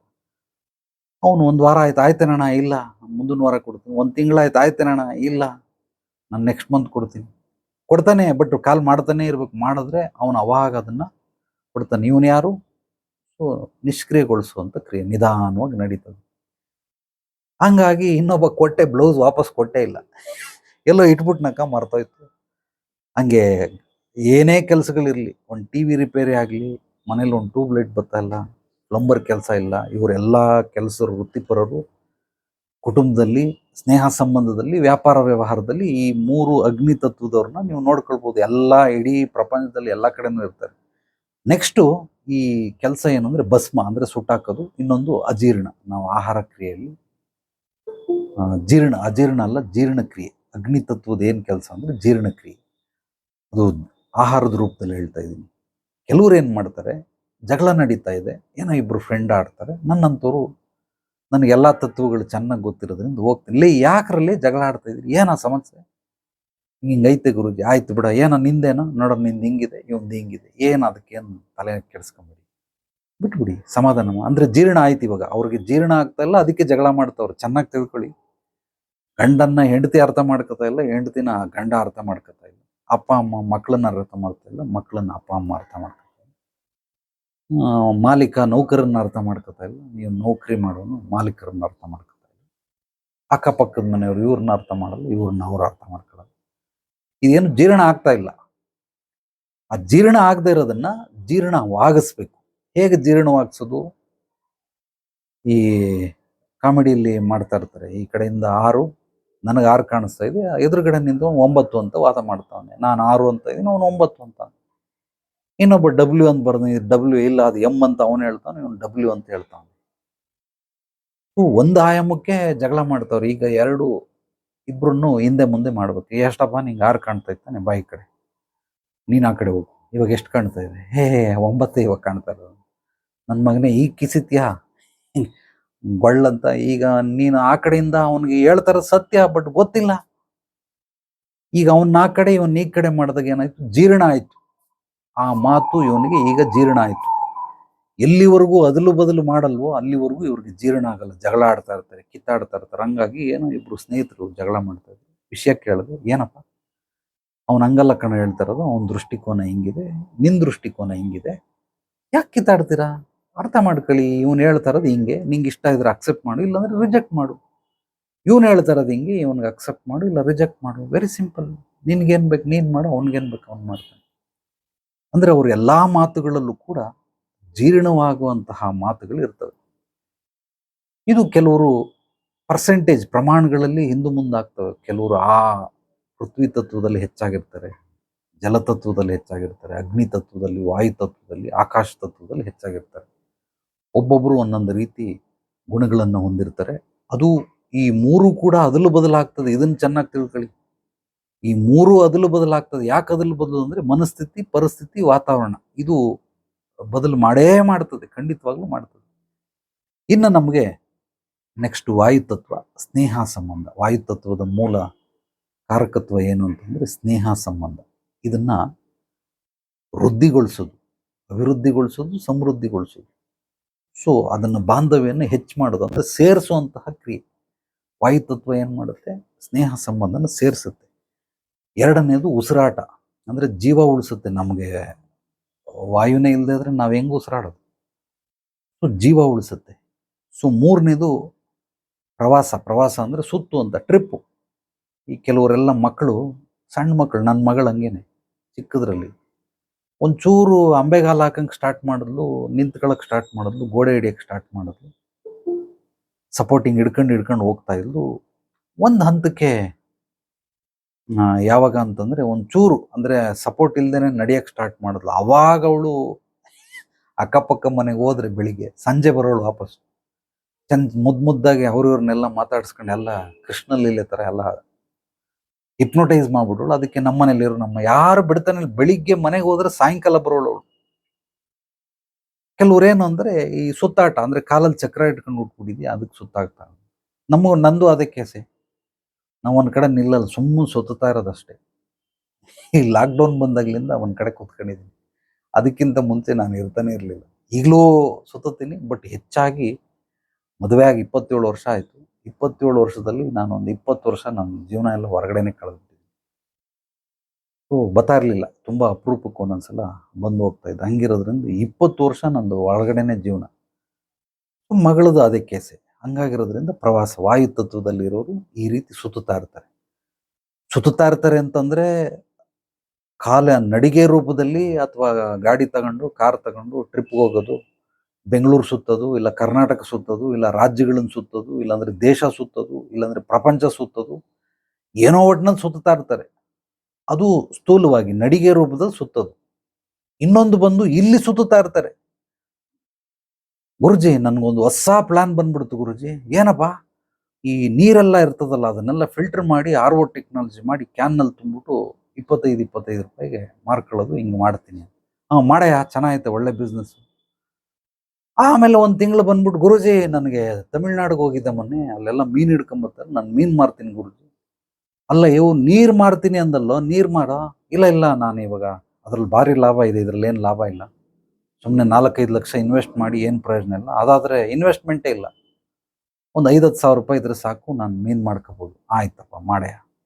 ಇನ್ನೊಂದು ತಿಂಗಳು ಬಿಟ್ಬಿಟ್ಟು ಹೇಳಿದೆ, ಗುರುಜಿ ನಾನು ಅಲ್ಲಿ ಇದಕ್ಕೂ ಸೇಲಂಗೆ ಹೋಗಿದ್ದೆ, ಬಟ್ಟೆ ಎಷ್ಟು ಚೀಪ್ ಗೊತ್ತಾ, ಬನೀನು ಅಂಡರ್ವೇರ್ ಇದೆಲ್ಲ ಬರೀ 10 ರೂಪಾಯಿಗೆ ಸಿಗ್ತದೆ. ಇಲ್ಲಿ ನನ್ನ ಮಕ್ಕಳು 100 ರೂಪಾಯಿಗೆ ಮಾಡ್ತಾರೆ ಗುರುಜಿ, ನಾನು ಅದನ್ನ ಮಾಡ್ತೀನಿ. ಸುತ್ತುತ್ತಾವನೆ, ಯಾವುದು ಮಾಡ್ತಾ ಇಲ್ಲ, ಇಲ್ಲಿ ಸುತ್ತುತ್ತಾವನೆ. ಅವನು ಸ್ಥೂಲವಾಗಿ ಸುತ್ತವನೆ, ಇವನು ಸೂಕ್ಷ್ಮವಾಗಿ ಅಲ್ಲಿ ಸುತ್ತು, ಇಲ್ಲಿ ಸುತ್ತು, ಆ ಬಿಸ್ನೆಸ್ ಮಾಡಿ, ಈ ಬಿಸ್ನೆಸ್ ಮಾಡಿ, ಹಿಂಗೆ ಹೋಗ್ತಾವನೆ. ಒಬ್ಬ ಯುವಕ 30 ವರ್ಷ ಆಗೋಯ್ತು, 25 ವರ್ಷಕ್ಕೆ ಮದುವೆ ಆಗ್ಬೇಕಾಯ್ತು, ಆಗ್ಲಿಲ್ಲ, 30 ವರ್ಷ ಆಗ್ಬಿಟ್ಟಿತ್ತು. ಒಂದ್ಸಲ ಅಪ್ಪ ಅಮ್ಮನಿಗೆ ಹೇಳ್ತಾಳೆ, ನಾನು ಮಾವನ ಮಗಳನ್ನ ಮದುವೆ ಆಗ್ತೀನಿ. ಒಂದು 3 ತಿಂಗಳಾದ್ಮೇಲೆ, ಬೇಡ ಅವಳು ಚೆನ್ನಾಗಿಲ್ಲ, ನಾನು ಇವಳನ್ನ ಮದುವೆ ಆಗ್ತೀನಿ, ನಾನು ಅವಳನ್ನ ಮದುವೆ ಆಗ್ತೀನಿ. ಚೇಂಜ್ ಮಾಡ್ತಾನೆ ಇರ್ತಾನೆ. ಮಕ್ಕಳುಗಳನ್ನ ನೋಡಿ ಇದರಲ್ಲಿ ಅದ್ಭುತವಾಗಿ ಈ ಸುತ್ತೋದ್ರಲ್ಲಿ ಗೊತ್ತಾಗ್ಬಿಡ್ತದೆ. ನಾನು ಆರ್ಟ್ ಕ್ಲಾಸಿಗೆ ಸೇರ್ಕೊತೀನಿ ಅಂತಾರೆ. ಒಂದು 2 ವಾರ ಹೋಗ್ಬಿಟ್ಟು, ಬೇಡ ನನಗೆ ಡ್ಯಾನ್ಸ್ ಕ್ಲಾಸ್ಗೆ ಹಾಕಿ ಅಂತಾರೆ. ಡ್ಯಾನ್ಸ್ ಕ್ಲಾಸ್ಗೆ ಹಾಕಿದ್ರೆ ಅದು ಬೇಡ ನನಗೆ, ಕರಾಟೆಗೆ ಹೋಗ್ತೀನಿ ಅಂತ. ಕರಾಟೆ ಆದಮೇಲೆ ನಾನು ಸ್ವಿಮ್ಮಿಂಗ್ ಪೂಲ್ಗೆ ಹೋಗ್ತೀನಿ ಅಂತಾರೆ. ಏನಂದ್ರೆ ಆ ತತ್ವದ ಮಹತ್ವ ಈಗ ಹೆಚ್ಚಾಗಿದೆ, ಅದಕ್ಕೋಸ್ಕರ ಸುತ್ತಾ ಇರ್ತಾರೆ. ಸೊ ಇದು 3 ಸ್ನೇಹ ಸಂಬಂಧವನ್ನ ಬಲಪಡಿಸೋದು, ಗಟ್ಟಿಪಡಿಸೋದು, ಸೇರಿಸುವಂತಹ ಕೆಲಸ ಈ ವಾಯು ತತ್ವದವ್ರು ಮಾಡ್ತಾರೆ. ಯಾರಾದರೂ ಫ್ರೆಂಡ್ಸ್ಗಳು ಜಗಳ ಆಡ್ಬಿಟ್ಬಿಟ್ಟಿರ್ತಾರೆ, ಇವನಿಗೂ ಅವನಿಗೂ ಮಾತಿಲ್ಲ, ಇನ್ನೊಬ್ಬ ಯಾವನೋ ಬರ್ತಾನೆ, ಅವನ ಮೂಲಕ ಇವರಿಬ್ಬರನ್ನ ಸೇರಿಸುವಂತ ಕ್ರಿಯೆ ಮಾಡ್ತಾನೆ. ಇವನು ವಾಯು ತತ್ವದವನು. ಜಗಳ ಆಡ್ಬಿಟ್ರಿ, ನಾವೆಲ್ಲ ಚಡ್ಡಿ ದೋಸ್ತುಗಳು, ನೀನೇನು ಹಂಗೆ ಮಾಡ್ಬಿಟ್ಟೆ, ಬರ್ರಿ ಅಂತ ಕರೆಯಲ್ಲ ಅವನ್ನ, ಬಾರ ಅಂತ ನನ್ನನ್ನು ಕರೆದಿರ್ತಾನೆ, ಇನ್ನೊಬ್ಬನ ಯಾರನ್ನ ಕರೆದಿರ್ತಾನೆ. ನೋಡಿದ್ರೆ ಇವರಿಬ್ರು ಮಾತಾಡ್ತಿರಲ್ಲ, ಅವನ ಮೂಲಕ ಮಾತಾಡಿಸ್ತಾನೆ, ಮತ್ತೆ ತಿರ್ಗಾ ಸೇರಿಸೋ ಪ್ರಯತ್ನ. ಸೊ ಇವರು ವಾಯು ತತ್ವದವರು. ಉಸಿರಾಟ ಅಂದ್ರೆ ಧೈರ್ಯ ಕೊಡ್ತಾರೆ. ಅವನೇನು ಸತ್ತೋಗ, ನಾನು ಎಷ್ಟೋ ಜನ ಸೂಸೈಡ್ ಮಾಡ್ಕೊಳ್ಳೋದನ್ನ ಉಳಿಸಿದ್ದೀನಿ, ಬದುಕವ್ರೆ ಇವತ್ತು. ಸೊ ಉಸಿರಾಟ ಅಂದ್ರೆ ಜೀವ ಕೊಟ್ಟೆ, ಉಸಿರಾಟವನ್ನ ಅವ್ರಿಗೆ ಆಡೋದಕ್ಕೆ ಅವಕಾಶ ಮಾಡಿಕೊಟ್ಟೆ. ಪ್ರಾಣಾಯಾಮ ಹೇಳ್ಕೊಡ್ತಾರೆ ಯೋಗ ಟೀಚರ್ಗಳು, ಅವರು ಕೂಡ ವಾಯು ತತ್ವದಲ್ಲಿ ಇರ್ತಾರೆ. ಸೊ ಹಂಗಿರೋದ್ರಿಂದ ಇದು ಪ್ರವಾಸ ಅಂದ್ರೆ ಸುತ್ತು ಅಂತ. ಸ್ಥೂಲವಾಗಾದ್ರೂ ಸುತ್ತು ದೈಹಿಕವಾಗಿ, ಇಲ್ಲ ಮಾನಸಿಕವಾಗಾದ್ರೂ ಸುತ್ತು, ಇದೆಲ್ಲವೂ ಕೂಡ ವಾಯು ತತ್ವದಲ್ಲಿ ಇರುವಂಥದ್ದು. ಹಂಗಾಗಿ ಸುತ್ತಾಟ ಇಲ್ಲಿ ಹೆಚ್ಚಾಗಿರ್ತದೆ. ಇನ್ನು ಆಕಾಶ ತತ್ವ ಏನ್ ಹೇಳುತ್ತೆ? ಮೂಲವಾಗಿ ಅಭಿವೃದ್ಧಿ, ಸಮೃದ್ಧಿ. ಅಭಿವೃದ್ಧಿ ಹೊಂದಬೇಕು, ಸಮೃದ್ಧಿ ಹೊಂದಬೇಕು, ಜ್ಞಾನಾರ್ಜನೆ, ಇದೆಲ್ಲವೂ ಕೂಡ ಆಕಾಶ ತತ್ವದಲ್ಲಿ ಇರ್ತದೆ. ಆಕಾಶ ತತ್ವದವ್ರು ಏನ್ ಮಾಡ್ತಾರೆ? ಕೆಲವರೆಲ್ಲ ನಮಗೆ ಗೊತ್ತಿರುತ್ತೆ, ಅಕ್ಕಪಕ್ಕದವರು, ಹಿರಿಯರು, ನಮ್ಮ ತಂದೆಯವರ ಅಕ್ಕ, ಇವಾಗಿಲ್ಲ ಪಾಪ, ತೀರೋದ್ರು. ನನ್ನ ಮಕ್ಕಳ, ಅವ್ರು ಹಿಂಗೆ ಬೈತಾ ಇದ್ದು, ಬಾಯಿ ಎತ್ತಿದ್ರೆ ಬೈಯೋ, ನನ್ನ ಮಕ್ಕಳ, ಸುಮ್ಮನೆ ತಿಂದೆಲ್ಲ ಹಾಳು ಮಾಡಬೇಡಿ, ಹೋಗಿ ಪೋಸ್ಟ್ ಆಫೀಸಿಗೆ ದುಡ್ಡು ಕಟ್ಟಿ ಕೂಡಾಕಿ, ಬ್ಯಾಂಕಲ್ಲಿ ಕೂಡಾಕಿ, 10 ರೂಪಾಯಿ ದುಡಿತೀಯಾ, 1 ರೂಪಾಯಿ 2 ರೂಪಾಯಿ ಎತ್ತು ಮಡಗು, ಉಂಡಿಗೆ ಹಾಕು, ಚೀಟಿ ಕಟ್ಟು. ಹಂಗೆ ನಾವ್ ಯಾರೋ ಅವ್ರು ಹೇಳಿದ್ ಒಂದ್ ದಿವಸಕ್ಕೂ ಮಾಡಿಲ್ಲ, ಮಾಡ್ತಾನಿಲ್ಲ, ಈಕೆ ಸುಮ್ಮನೆ ಬಾಯಿ ಬಡ್ಕತ್ತಾಳೆ ಇವ್ ಅಜ್ಜಿ ಅಂತ ಅಂದ್ಬಿಟ್ಟು ಬೈಕೊಂಡು ಆ ಅಮ್ಮ ಬಂದ್ರೆ ನಮಗೆ ಅಪಹಾಸ್ಯ ಮಾಡ್ತಾ ಇದ್ರಿ ಹೊರತು ಅವ್ರು ಹೇಳಿದ್ದನ್ನು ಪಾಪ ಯಾವತ್ತೂ ಸ್ವೀಕರಿಸಲ್ಲ, ಮಕ್ಕಳಲ್ವಾ. ಹಂಗಾಗಿ ಬಟ್ ಆ ಅಮ್ಮ ಯಾವಾಗ್ಲೂ ಹೇಳೋಳು, ಅಭಿವೃದ್ಧಿ ಹೊಂದೋದಕ್ಕೋಸ್ಕರ ಹೇಳೋಳು, ಸುಮ್ಮನೆ ಕುತ್ಕೋಬೇಡ, ಅಲ್ಲಿಂದ ಬಂದ್ಮೇಲೆ ಏನೋ ಬೇರೆ ಕೆಲಸ ಮಾಡು, ಒಂದು 5 ರೂಪಾಯಿ ದುಡ್ಕೋ, ಅದನ್ನ ಯಾರಿಗಾದ್ರೂ ಕಾರ್ಡ್ ಬರ್ತಾ ಇರ್ತಾವ, ಕಾರ್ಡ್ ಕಟ್ತಾ ಇದ್ರಿ, 4 ಆಣಿ 8 ಆಣಿ 1 ರೂಪಾಯಿ, ಆ ಕಾರ್ಡ್ ಕಟ್ಟು, ಅದ್ರಲ್ಲಿ ಬಂದಿರೋ ದುಡ್ಡನ್ನ ಮತ್ತೆ ತಿರ್ಗಾ ತಗೊಂಬ, ಗಣೇಶ ಮಾರು, ಹಂಗೆ ಹಿಂಗೆ ಏನ ಆ ಅಮ್ಮ ಬಂದಾಗೆಲ್ಲ ಬರೀ ಐಡಿಯಾಗಳು ಹೇಳ್ಕೊ, ಅಂದ್ರೆ ಅಭಿವೃದ್ಧಿ ಆಗೋದಕ್ಕೆ ಹೇಳ್ತಾ ಇರ್ತಾರೆ. ಮತ್ತೆ ಕೆಲವರು ಸಮೃದ್ಧಿ ಆಗೋದಕ್ಕೆ ಹೇಳ್ತಾ ಇರ್ತಾರೆ. ಇದ್ರೆಲ್ಲ ನಿನಗೆ ಸೆಟ್ ಆಗಲ್ಲ, ಏನು ಇದೆಲ್ಲ ಮೊಟ್ಟೆ ತಗೊಂಬಂದು 1 ರೂಪಾಯಿ 2 ರೂಪಾಯಿಗೆ ಮಾರ್ತಾ ಇದ್ದಿ, ಎಷ್ಟು ಮೊಟ್ಟೆ ದಿನಕ್ಕೆ ಎಷ್ಟ ಮಾರ್ತೆ? ಏನು 100 ಮೊಟ್ಟೆ ಮಾರ್ತೀನಿ, 100 ಮೊಟ್ಟೆಲಿ ಏನೈತೆ, ಬಾ ಇಲ್ಲಿ ನಾನು ಹೋಲ್ಸೇಲರ್ ಇಟ್ಕೊಡ್ತೀನಿ, ಬಾ ಕೋಳಿ ಫಾರಂ ಪರಿಚಯ ಮಾಡಿಸ್ತೀನಿ, ಹೋಗು ಅಲ್ಲಿಂದ ತಗೊಂಬ, ಒಂದು 10,000 ಮೊಟ್ಟೆ ತಗೊಂಡು, ಇವನು 10,000ನ, ಒಂದೊಂದು ಮೊಟ್ಟೆಲಿ 1 ರೂಪಾಯಿ ಸಿಕ್ಕಿದ್ರು 10,000 ಆಗ್ಬಿಡ್ತದೆ, 10,000 ಮಾರು, 10,000 ನಾನು ಎಲ್ಲಿ ಮಾರ್ಲಿ, ಹೋಟ್ಲವ್ರು ತಗೋತಾರೆ, ಮಾರು, 2,000 2,000, ಒಂದು 5 ಹೋಟ್ಲಿಗಾದ್ರೆ 10,000 ಆಗುತ್ತೆ. ಇವೊಂದು ಸಮೃದ್ಧಿ. ಇವನು ಅಭಿವೃದ್ಧಿ ಒಬ್ರು ಹೇಳ್ಕೊಡ್ತಾರೆ, ಸಮೃದ್ಧಿ ಒಬ್ರು ಹೇಳ್ಕೊಡ್ತಾರೆ, ಇನ್ನೊಬ್ರು ಜ್ಞಾನಾರ್ಜನೆ ಹೇಳ್ಕೊಡ್ತಾರೆ. ಉದಾಹರಣೆಗೆ ನಾನು ಆಕಾಶ ತತ್ವದಲ್ಲಿ ಇರೋದ್ರಿಂದ ನನಗೆ ಎಲ್ಲಾ ತತ್ವಗಳು ಅದ್ಭುತವಾಗಿ ಅರ್ದು ಕುಡಿದು ಬಿಟ್ಟಿದ್ದೀನಿ. I M A specialist expert.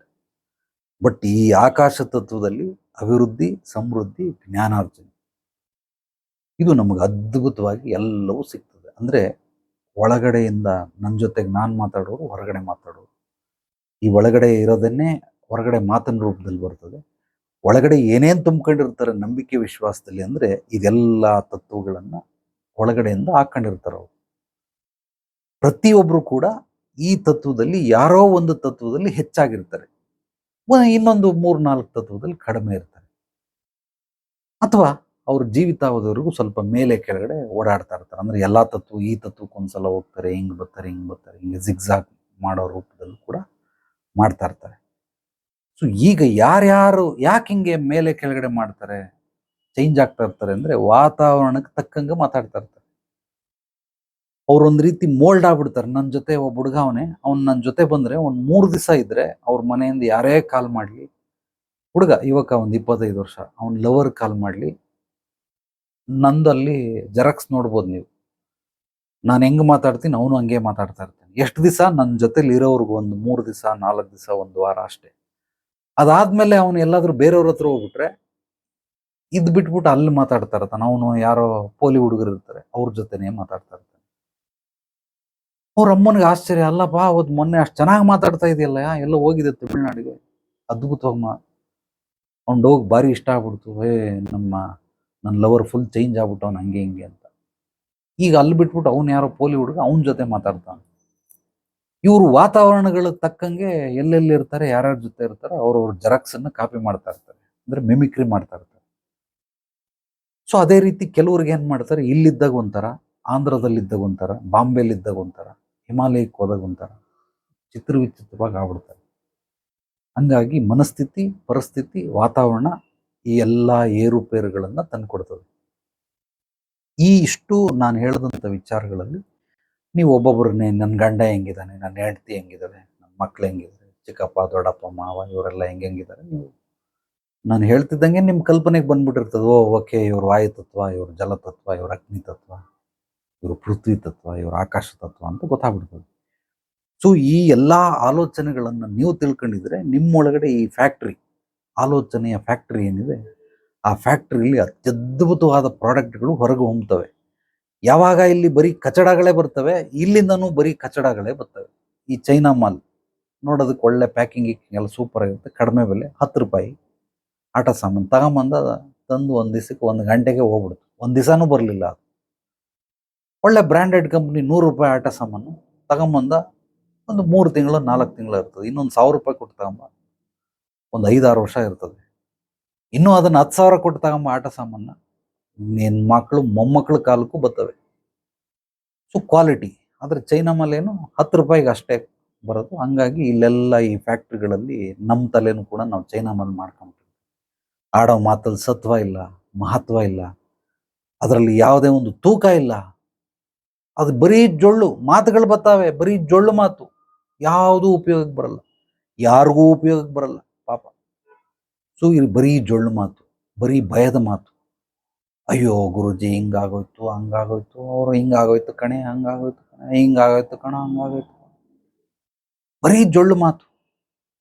ಈ ಮಾತುಗಳನ್ನು ಆಡ್ತಾ ಆಡ್ತಾ ಆಡ್ತಾ ಏನಾಗುತ್ತೆ, ವಾಯ್ಸ್ ಇಲ್ಲಿ ಕೆಲವರು ಕರೆಕ್ಟಾಗಿ ವಾಯ್ಸ್ ಮೆಸೇಜ್ ಕಳಿಸಿದ್ರೆ ರಿಪ್ಲೈ ಮಾಡ್ತೀನಿ. ಅವ್ರು ವಾಯ್ಸ್ ಮೆಸೇಜ್ ಕಳಿಸಿಲ್ಲ ಅಂದರೆ ರಿಪ್ಲೈ ಮಾಡಲ್ಲ. ನಾನು ನಿಮಗೆ ಇಲ್ಲಿ ಬಂದವನೇ. ಸೊ ಒಂದು ನಿಮಗೆ ಎಕ್ಸಾಂಪಲ್ ಅವನು ಕೇಳ್ಬಿಟ್ಟೆ ಆಗ್ತಾಯಿದ್ದೀನಿ, ತೋರಿಸ್ತೀನಿ ರೀ. ಈ ವಾಯ್ಸಲ್ಲಿ ಏರಿಳಿತಗಳು ಏನೇನಿದೆ ಅನ್ನೋದನ್ನು ಚೆನ್ನಾಗಿ ಅಬ್ಸರ್ವ್ ಮಾಡಿ. ಇದನ್ನು ನಾನು ಫಸ್ಟ್ ಬಿಡಿಸಿ ಹೇಳ್ತೀನಿ.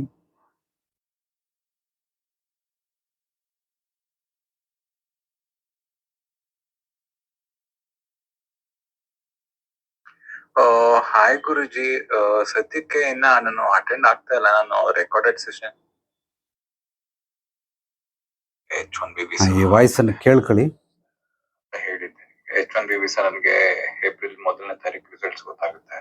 ಏನಾದ್ರು ಪಿಕ್ ಆಯ್ತು ಅಂದ್ರೆ ಅಕ್ಟೋಬರ್ ವರ್ಗು ನಾನು ಚೇಂಜ್ ಮಾಡಕ್ಕಾಗಲ್ಲ. ಟೆಕ್ನಿಕಲಿ ಅಕ್ಟೋಬರ್ ಪ್ರಾಸೆಸ್ ಆದ್ಮೇಲೆ ಒಂದು 3 ತಿಂಗಳು ಎಕ್ಸ್ಟ್ರಾ ಇರ್ಬೇಕಾಗುತ್ತದೆ ಕಂಪ್ನಿ. ಸೊ ಬರೋ ವರ್ಷನೇ ಅದು ಸಿಗೋದು ಹೊಸ ಕಂಪ್ನಿನಲ್ಲಿ ಅಂತ ನಾನು ನಿಮ್ಗೆ ಅದು ಹೇಳಿದ್ದೆ. ಅದಕ್ಕೆ ನೀವು ಅದು ಮೆಡಿಟೇಟ್ ಮಾಡಿ ಹೇಳ್ತೀನಿ ಅಂತ ಹೇಳಿದ್ರಿ. ಸೊ ಅದು ಫೆಬ್ರವರಿ ಮಿಡ್ ಅಥವಾ ಎಂಡ್ ಒಳಗಡೆ ಹೇಗೆ ಏನು ಅಂತ ಅದು ಹೇಗೆ ಏನು ಅಂತ ನಿಮ್ಮ ಹತ್ರ ಕೇಳಿದಾಗ ಅದು ಹಂಗೆ ಹೇಳಿದ್ರಿ. ಮೆಡಿಟೇಷನ್ದು ನಿಮ್ದು ನನಗೆ ಗೊತ್ತಾಗಿಲ್ಲ ಹೇಗೇನು ಅಂತ. ಅದಕ್ಕೆ ಅದನ್ನ ಕೇಳೋಣ ಅಂತ ಮಾಡಿದ್ವಿ. ಅದಾದ್ಮೇಲೆ ನೀವು ಹೇಳಿದಾಗೆ ಅವನ ಹತ್ರ ನಾನು ಮಾಡಿಸ್ತಾ ಇದ್ದೀನಿ ಕೆಲ್ಸನ. ಅವನು ತುಂಬಾ ಚೆನ್ನಾಗಿರೋ ರೆಸ್ಯೂಮೆನೆ ಡಿಸೈನ್ ಮಾಡಿ ಅಪ್ಲೈ ಮಾಡ್ತಿದ್ದಾನೆ ಬೇರೆ ಹೊಸ ಕಂಪ್ನಿಗಳಿಗೆ. ಅವನ್ ಕೆಲಸ ಏನಿದೆ ಅವ್ನು ಮಾಡ್ತಿದ್ದಾನೆ. ನಾನು ಅದನ್ನೆಲ್ಲ ನೀಟಾಗೆ ಅವನ ಹಿಂದೆ ಬಿದ್ದು ಎಲ್ಲ ನೀಟಾಗಿ ಕೆಲಸ ಮಾಡಿಸ್ತಾ ಇದೀನಿ ಅವ್ನ ಕೈಲಿ ನೀಟಾಗೆ. ಅವ್ನು ನನಗೆ ಯಾರು ಏನ್ ರೀಚ್ ಔಟ್ ಮಾಡಿಲ್ಲ. ಸೊ ನನ್ನ ಸೈಡ್ ಇಂದ ನಾವು ಎಷ್ಟಾಗುತ್ತೋ ಅಷ್ಟು ನಾನು ಮಾಡ್ತಿದ್ದೆ ಅಪ್ಲಿಕೇಶನ್. ಹಾಗಾಗಿ ಅದು ಒಂದ್ಸತಿ ಒಂದು ನಿಮ್ ಸೈಡ್ ಇಂದ ಏನಾದ್ರು ಒಂದು ಕರೆಕ್ಟ್ ಆನ್ಸರ್ ಹೇಗೆ ಏನು ಅಂತ ಅದು ಸಿಕ್ತು ಅಂದ್ರೆ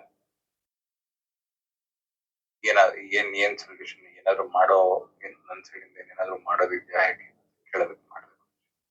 thank you.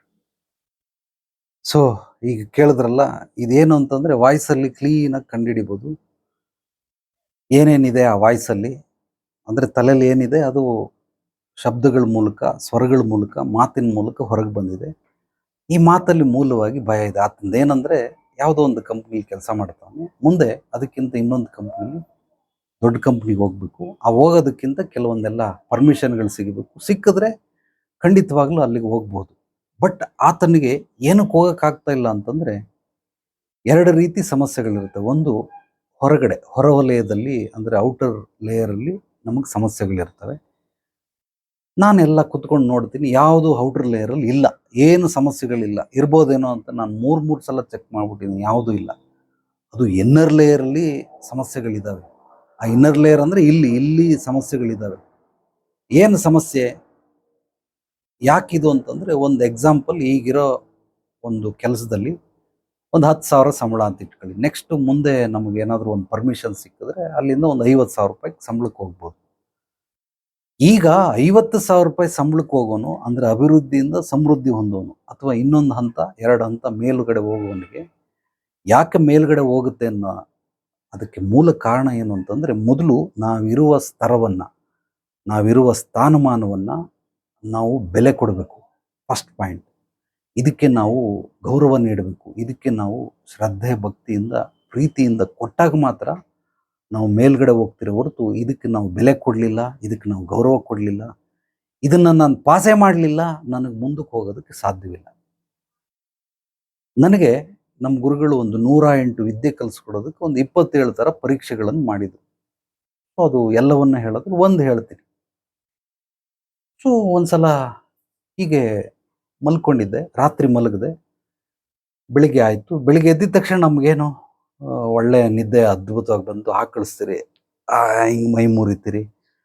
So left to right ತಿರುಗ್ತೀರಿ. ನಮ್ದೇನೋ ನಿತ್ಯ ಕರ್ಮಗಳಿರ್ತವೆ, ಅದನ್ನು ಮಾಡ್ಕೊಳ್ತೀರಿ. ಇನ್ನೇನು ಬಲಕ್ಕೆ ತಿರುಗಿ ಹಿಂಗೆ ಎದ್ದೇಳಬೇಕು, ಇಲ್ಲಿ ಕತ್ತ ಮೇಲೆ ಕಾಲು ಇಟ್ಬಿಟ್ರು ನಮ್ಮ ಗುರುಗಳು. ಮಲ್ಕ, ತಿರುಗು, ಎದೆ ಮೇಲೆ ಮಾಡು.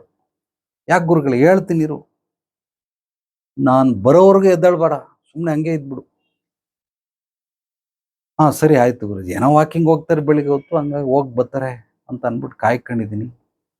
ರಾತ್ರಿ ನಿದ್ದೆ ಮಾಡ್ಬಿಟ್ಟಿದ್ದೀನಿ, ಒಳ್ಳೆ ನಿದ್ದೆ, ಹೆಚ್ಚು ಕಡಿಮೆ ಒಂದು 8-9 ಗಂಟೆ ನಿದ್ದೆ. ಸೂಪರ್. ಒಂದು 7 ಗಂಟೆ ನಿದ್ದೆ ಆದರೆ ಸಾಕು, ಬಟ್ 8-9 ಗಂಟೆ ನಿದ್ದೆ ಮಾಡ್ಬಿಟ್ಟಿದ್ದೀನಿ. ನಿನ್ನೆ ಏನೋ ಒಂದು ಕ್ರಿಯೆ ಮಾಡಿಸಿದ್ರು. ಸೊ ಇವಾಗ ನಿದ್ದೆ. ಅಯ್ಯೋ ಬತ್ತರ್ ಬಿಡಪ್ಪ ಅಂತ ಅಂದ್ಬಿಟ್ಟು ನಾನು ಕೈ ಮೇಲೆ ಕಾಲಿಕ್ಕೊಂಡು, ಕುತ್ಕೊಳ್ಳ ಗುರುಜಿ, ಕುತ್ಕೊಳ್ಳಂಗಿಲ್ಲ, ಮಲ್ಕೊಂಡಿರು, ಹೋಗ್ಲಿ ಸೈಡಿಗೆ ತಿರ್ಕೊಳ್ಳ ಅಂತ. ಅವ್ನು ಸೈಡಿಗೆ ಲೆಫ್ಟ್ ರೈಟಿಗೆ ಬೇಕಾದ್ರೆ ತಿರುಗ್ಬೋದು, ಬಟ್ ಎದ್ದೇಳಂಗಿಲ್ಲ, ನಿನ್ನ ತಲೆನ ಹಿಂಗೆ ಎತ್ತಂಗಕ್ಕೂ ಇಲ್ಲ, ಹಂಗೆ ಮಾಡ್ಕೊಂಬಿಡು ಅಂತ. ಸೊ ಓದೋರು ಎಷ್ಟೊತ್ತಾದ್ರೂ ಬರಲೇ ಇಲ್ಲ ಸ್ವಾಮಿ. 8 ಗಂಟೆ ಆಗೋಯ್ತು, 9 ಗಂಟೆ ಆಗೋಯ್ತು. ನನಗೆ ಇವಾಗ ಎದ್ದು ಬಿಟ್ರೆ ಸಾಕು ಸ್ವರ್ಗ ಸುಖ, ನಾನು ಬಿಟ್ಬಿಟ್ರೆ ಸಾಕು ಸ್ವರ್ಗ ಸುಖ. ಎಷ್ಟೋ ಸಲ ಅಯ್ಯೋ ಇವನ ಏನು ಯಾವ ವಿದ್ಯೆನೂ ಕಲಿಯೋದು ಬೇಕಾಗಿಲ್ಲ, ಏನಿಲ್ಲ, ಓಡಬಿಡೋಣ ಅಂತ ಅಂದ್ಬಿಟ್ಟು ಅಲ್ಲಿಂದ ಮೈಂಡು, ಇಲ್ಲಿ ನರನಾಡಿಗಳೆಲ್ಲ ಲಾಕ್ ಆಗ್ತವೆ. ನಮ್ಗೆ ಗೊತ್ತಾಗ್ತಾ ಇದೆ ಏನಂದರೆ, ದಿನನಿತ್ಯ ನಾವು ಏನೇನು ಕೆಲಸಗಳು ಮಾಡ್ತೀರಿ ಅದ್ರ ಪಾಡ್ಗೆ ಅದು ಮಾಡ್ತಾ ಇದ್ರೆ ಏನೂ ಆಗಲ್ಲ. ಇದು ವಿಶೇಷವಾಗಿ ಮಲಗಿದ್ದೀನಿ, ಈಗ ಎದ್ದ ಮೇಲೆ ಎದ್ದೇಳಬೇಕು, ಬಟ್ ಎದ್ದೇಳೋ ಪೊಸಿಷನ್ ಇಲ್ಲ. 180 ಡಿಗ್ರಿ ಪೂರ್ತಿ ಮಲಗಿಬಿಟ್ಟಿದ್ದೀನಿ. ಬಟ್ ಶರೀರ ಅದಕ್ಕೆ ಅಕ್ಸೆಪ್ಟ್ ಮಾಡ್ತಾ ಇಲ್ಲ. ಹೆಂಗಾದ್ರೂ ಮಾಡಿ ಎದ್ದು ಕುತ್ಕೊಬಿಡ್ಬೇಕು, ಓಡಾಡೋದು ಬೇಡ, ಎದ್ದು ಕುತ್ಕೊಂಡ್ಬಿಟ್ರೆ ಸಾಕು, ನಾನು ಬದುಕೊಂಬಿಟ್ಟೆ. 10 ಗಂಟೆ ಆಗೋಯ್ತು, ಆಗ್ತಾ ಇಲ್ಲ. 11 ಗಂಟೆ ಆಗೋಯ್ತು, ಆಗ್ತಾ ಇಲ್ಲ. 12 ಗಂಟೆ ಆಗೋಯ್ತು, ಬರಲೇ ಇಲ್ಲ. ಹನುಮಂತಣ್ಣ ಅಂತ ಅವ್ರ ಅಸಿಸ್ಟೆಂಟ್, ಹನುಮಂತಣ್ಣ ನನ್ನ ಕೈಯಲ್ಲಿ ಆಗ್ತಾ ಇಲ್ಲ, ಅಳ್ತಾ ಇದ್ದೀನಿ, ಎದ್ದಾಳ ಅಂತ. ನಂಗೆ ಗೊತ್ತಿಲ್ಲಪ್ಪ, ನೀನು ಉಂಟು, ನಿಮ್ಮ ಗುರುಗಳು ಉಂಟು, ಅವ್ರು ಏನು ಹೇಳ್ತಾರೆ ಅದನ್ನು ಕೇಳ್ಕೊ, ನನಗೆ ಗೊತ್ತಿಲ್ಲ. ನೀನು ಎದ್ದಂಗಿದ್ರೆ ಎದ್ದಳು, ಮಲ್ಕೊಳಂಗಿದ್ರೆ ಮಲ್ಕೊ, ನನ್ನನ್ನು ಕೇಳಬೇಡ. ಆಮೇಲೆ ನೀನು ಯಾಕೆ ಕೇಳಿದೆ ಅಂತ ನನ್ಗೆ ಹೊಡಿತಾರೆ. ಎದ್ದಳಕ್ಕಾಗ್ತಾ ಇಲ್ಲ. ಫುಲ್ಲು ಹೆಂಗೆ ಸಂಕಟ, ಧರ್ಮ ಸಂಕಟ ಅಂತಂದರೆ, ಏನೋ ಚಾಕು ಹಾಕಿದ್ರೆ ತಗೊಂಡು ಚುಚ್ಕೊಂಡು ಸತ್ತೋಗ್ಬಿಡೋಣ ಅನ್ನಿಸ್ಬಿಡ್ತದೆ. ಇದು ನನ್ನ ಅನುಭವ. ನೀವು ಬೇಕಾದ್ರೆ ಮಾಡಿ ನೋಡಿ. ಮಲಗ್ತೀರಾ, ಎದ್ದೇಳ್ತೀರಾ, ಒಂದ್ಸಲ ಎದ್ದೇಳ್ಬಿಡಿ, ಸುಮ್ಮನೆ ಹಂಗೆ ಇರಿ, ಎದ್ದೇಳಕ್ಕೆ ಹೋಗ್ಬಿಡಿ, ಸುಮ್ಮನೆ ಪರೀಕ್ಷೆ ಮಾಡಿ. ನನಗೆ ನನ್ನ ಗುರುಗಳು ಅವರು ಟಾಸ್ಕ್ ಮಾಸ್ಟರ್, ಅದಕ್ಕೋಸ್ಕರ ಮಾಡಿದ್ರು. ನಿಮ್ಗೆ ಯಾರು ಟಾಸ್ಕ್, ನಿಮಗೆ ನೀವೇ ಮಾಡ್ಕೊಳ್ಳಿ. ಒಂದು ದಿವಸ ಮಾಡಿ ನೋಡಿ, ಪ್ರಾಕ್ಟಿಕಲ್ ಆಗಿ ಮಾಡಿ ನೋಡಿ, ಏನಾಗುತ್ತೆ ಅಂತ ಗೊತ್ತಾಗುತ್ತೆ. ಎಂಥ ಯಮಯಾತನೆ ಅಂದರೆ, ಚಿತ್ರಹಿಂಸೆ ಅಂತಂದರೆ ಅದನ್ನು ನಾವು ತಡ್ಕೊಳ್ಳೋದಕ್ಕೆ ಸಾಧ್ಯವೇ ಇಲ್ಲ. ಕೊನೆಗ ಹಂತದಲ್ಲಿ ಅವರೇ ಹೇಳ್ಕೊಟ್ಟಂಥ ಒಂದು ಮಾರ್ಗವನ್ನು ನಾನು ಅದನ್ನು ಅನುಸರಣೆ ಮಾಡಿದೆ. ಏನದು ಅಂದರೆ, ಹೆಚ್ಚು ಕಡಿಮೆ 12 ಗಂಟೆ ಆಗೋಯ್ತು, ಮಧ್ಯಾಹ್ನ 12 ಗಂಟೆ ಮೇಲೆ ಆಗ್ಬಿಟ್ಟಿದೆ. ಈ ಶರೀರ ಎಲ್ಲ ನೋಯಕ್ಕೆ ಸ್ಟಾರ್ಟ್ ಆಯಿತು. ಅಂದರೆ ಯಾರಾದರೂ ಚೆನ್ನಾಗಿ ಬಾಕ್ಸಿಂಗ್ ಆಡ್ತಾರಲ್ಲ, ಹಂಗೆ ಗುದ್ದಿದ್ರೆ ಹೆಂಗಾಗ್ತದೆ ಶರೀರ ಎಲ್ಲ, ಇಡೀ ತಲೆ ಕೂದಲಿಂದ ಹಿಡಿದು ಕಾಲು ಬೆರಳವರೆಗೂ ದೇಹದ ಎಲ್ಲ ಅಂಗಾಂಗಗಳು ನೋವ್ತಾ ಇದೆ. ಚರ್ಮ, ನರಮಂಡಲ, ಮಾಂಸಖಂಡ, ಮೂಳೆ, ಒಳಗಡೆ ಇರೋ ಎಲ್ಲ ಅವಯವಗಳು ಪ್ರತಿಯೊಂದು ನೋವ್ತಾ ಇದೆ. ಅದು ನೋವು ಹೆಂಗೆ ಅಂದರೆ ಯಮಯಾತನೆ. ಅದನ್ನು ಅನುಭವಿಸಿದವ್ರಿಗೆ ಗೊತ್ತು, ಹೇಳೋಕ್ಕಾಗೋದಿಲ್ಲ. ಸೊ ಈ ರೀತಿ ಹಿಂಗಿರ್ಬೇಕಾದ್ರೆ ಅವ್ರು ಹೇಳ್ಕೊಟ್ಟಂಥ ಒಂದು ಮಾರ್ಗ ಏನು, ಅದ್ಭುತವಾಗಿ ಕಣ್ಣು ಮುಚ್ಚು, ನಿನ್ನ ಅಂತರಾತ್ಮಕ್ಕೆ ಅಥವಾ ನಿನ್ನ ಸಬ್ಕಾನ್ಷಿಯಸ್ ಮೈಂಡ್ಗೆ, ನೀನು ನಂಬಿರೋಂತಹ ಆರಾಧ್ಯ ದೇವರಿಗೆ ನೀನು ಈ ರೀತಿ ಬೇಡ್ಕೊ. ನಾನು ಈ ಕ್ಷಣದಲ್ಲಿ ಅಂದರೆ ಈ ಒಂದು ಪರಿಸ್ಥಿತಿಯಲ್ಲಿ ಎಷ್ಟು ಗಂಟೆಗಳು ಬೇಕಾದರೂ ನಾನು ನಿಮಿಷಗಳಿಂದ ನಿಮಿಷಗಳಲ್ಲೂ ನಾನು ಇದನ್ನು ಸ್ವೀಕರಿಸ್ತೀನಿ, ನಾನು ಇದನ್ನು ಅನುಭವಿಸ್ತೀನಿ. ಎಷ್ಟು ಗಂಟೆಗಳು ಬೇಕಾದರೂ ನಾನು ಹೀಗೆ ಇರಬಲ್ಲೆ, ಎಷ್ಟು ದಿನಗಳು ಬೇಕಾದರೂ ನಾನು ಹೀಗೆ ಇರಬಲ್ಲೆ. ಈ ಪರಿಸ್ಥಿತಿನ ನಾನು ಸಂಪೂರ್ಣವಾಗಿ ಸ್ವೀಕರಿಸ್ತಾ ಇದ್ದೀನಿ. ನನಗೆ ನೋವಾದರೂ ಪರವಾಗಿಲ್ಲ, ದುಃಖ ಆದರೂ ಪರವಾಗಿಲ್ಲ, ಏನೇ ಆದ್ರೂ ಇದರಿಂದ ಬರುವಂಥ ಫಲಿತಾಂಶವನ್ನು ನಾನು ಅನುಭವಿಸೋಕೆ ರೆಡಿ ಇದ್ದೀನಿ. ಇದನ್ನು ನಾನು ಸಂಪೂರ್ಣವಾಗಿ ಸ್ವೀಕರಿಸಿದಾಗ ಆಟೋಮೆಟಿಕ್ ಆಗಿ ಒಂದು ಚೂರು ದೇಹದಲ್ಲಿ ನೋವಿಲ್ಲ, ಎಲ್ಲ ಮಾಯ ಆಗ್ಬಿಟ್ಟಿದೆ. ನಮ್ಮ ಗುರುಗಳು ಬಂದರು, 1 ಗಂಟೆಗೆ ಬಂದರು. ಏನೋ ಅಂತಂದರು. ಏನೂ ಇಲ್ಲ, ಎದ್ದೇಳ ಮೇಲೆ ಎದ್ದೇಳಲ್ಲ, ನಾನು ಹಂಗೆ ಮಲಗಿರ್ತೀನಿ. ಈಗಿಲ್ಲ, ದೇಹದಲ್ಲಿ ಒಂದು ಚೂರು ನೋವಿಲ್ಲ, ಎಲ್ಲ ಮಾಯ ಆಗ್ಬಿಟ್ಟೈತೆ.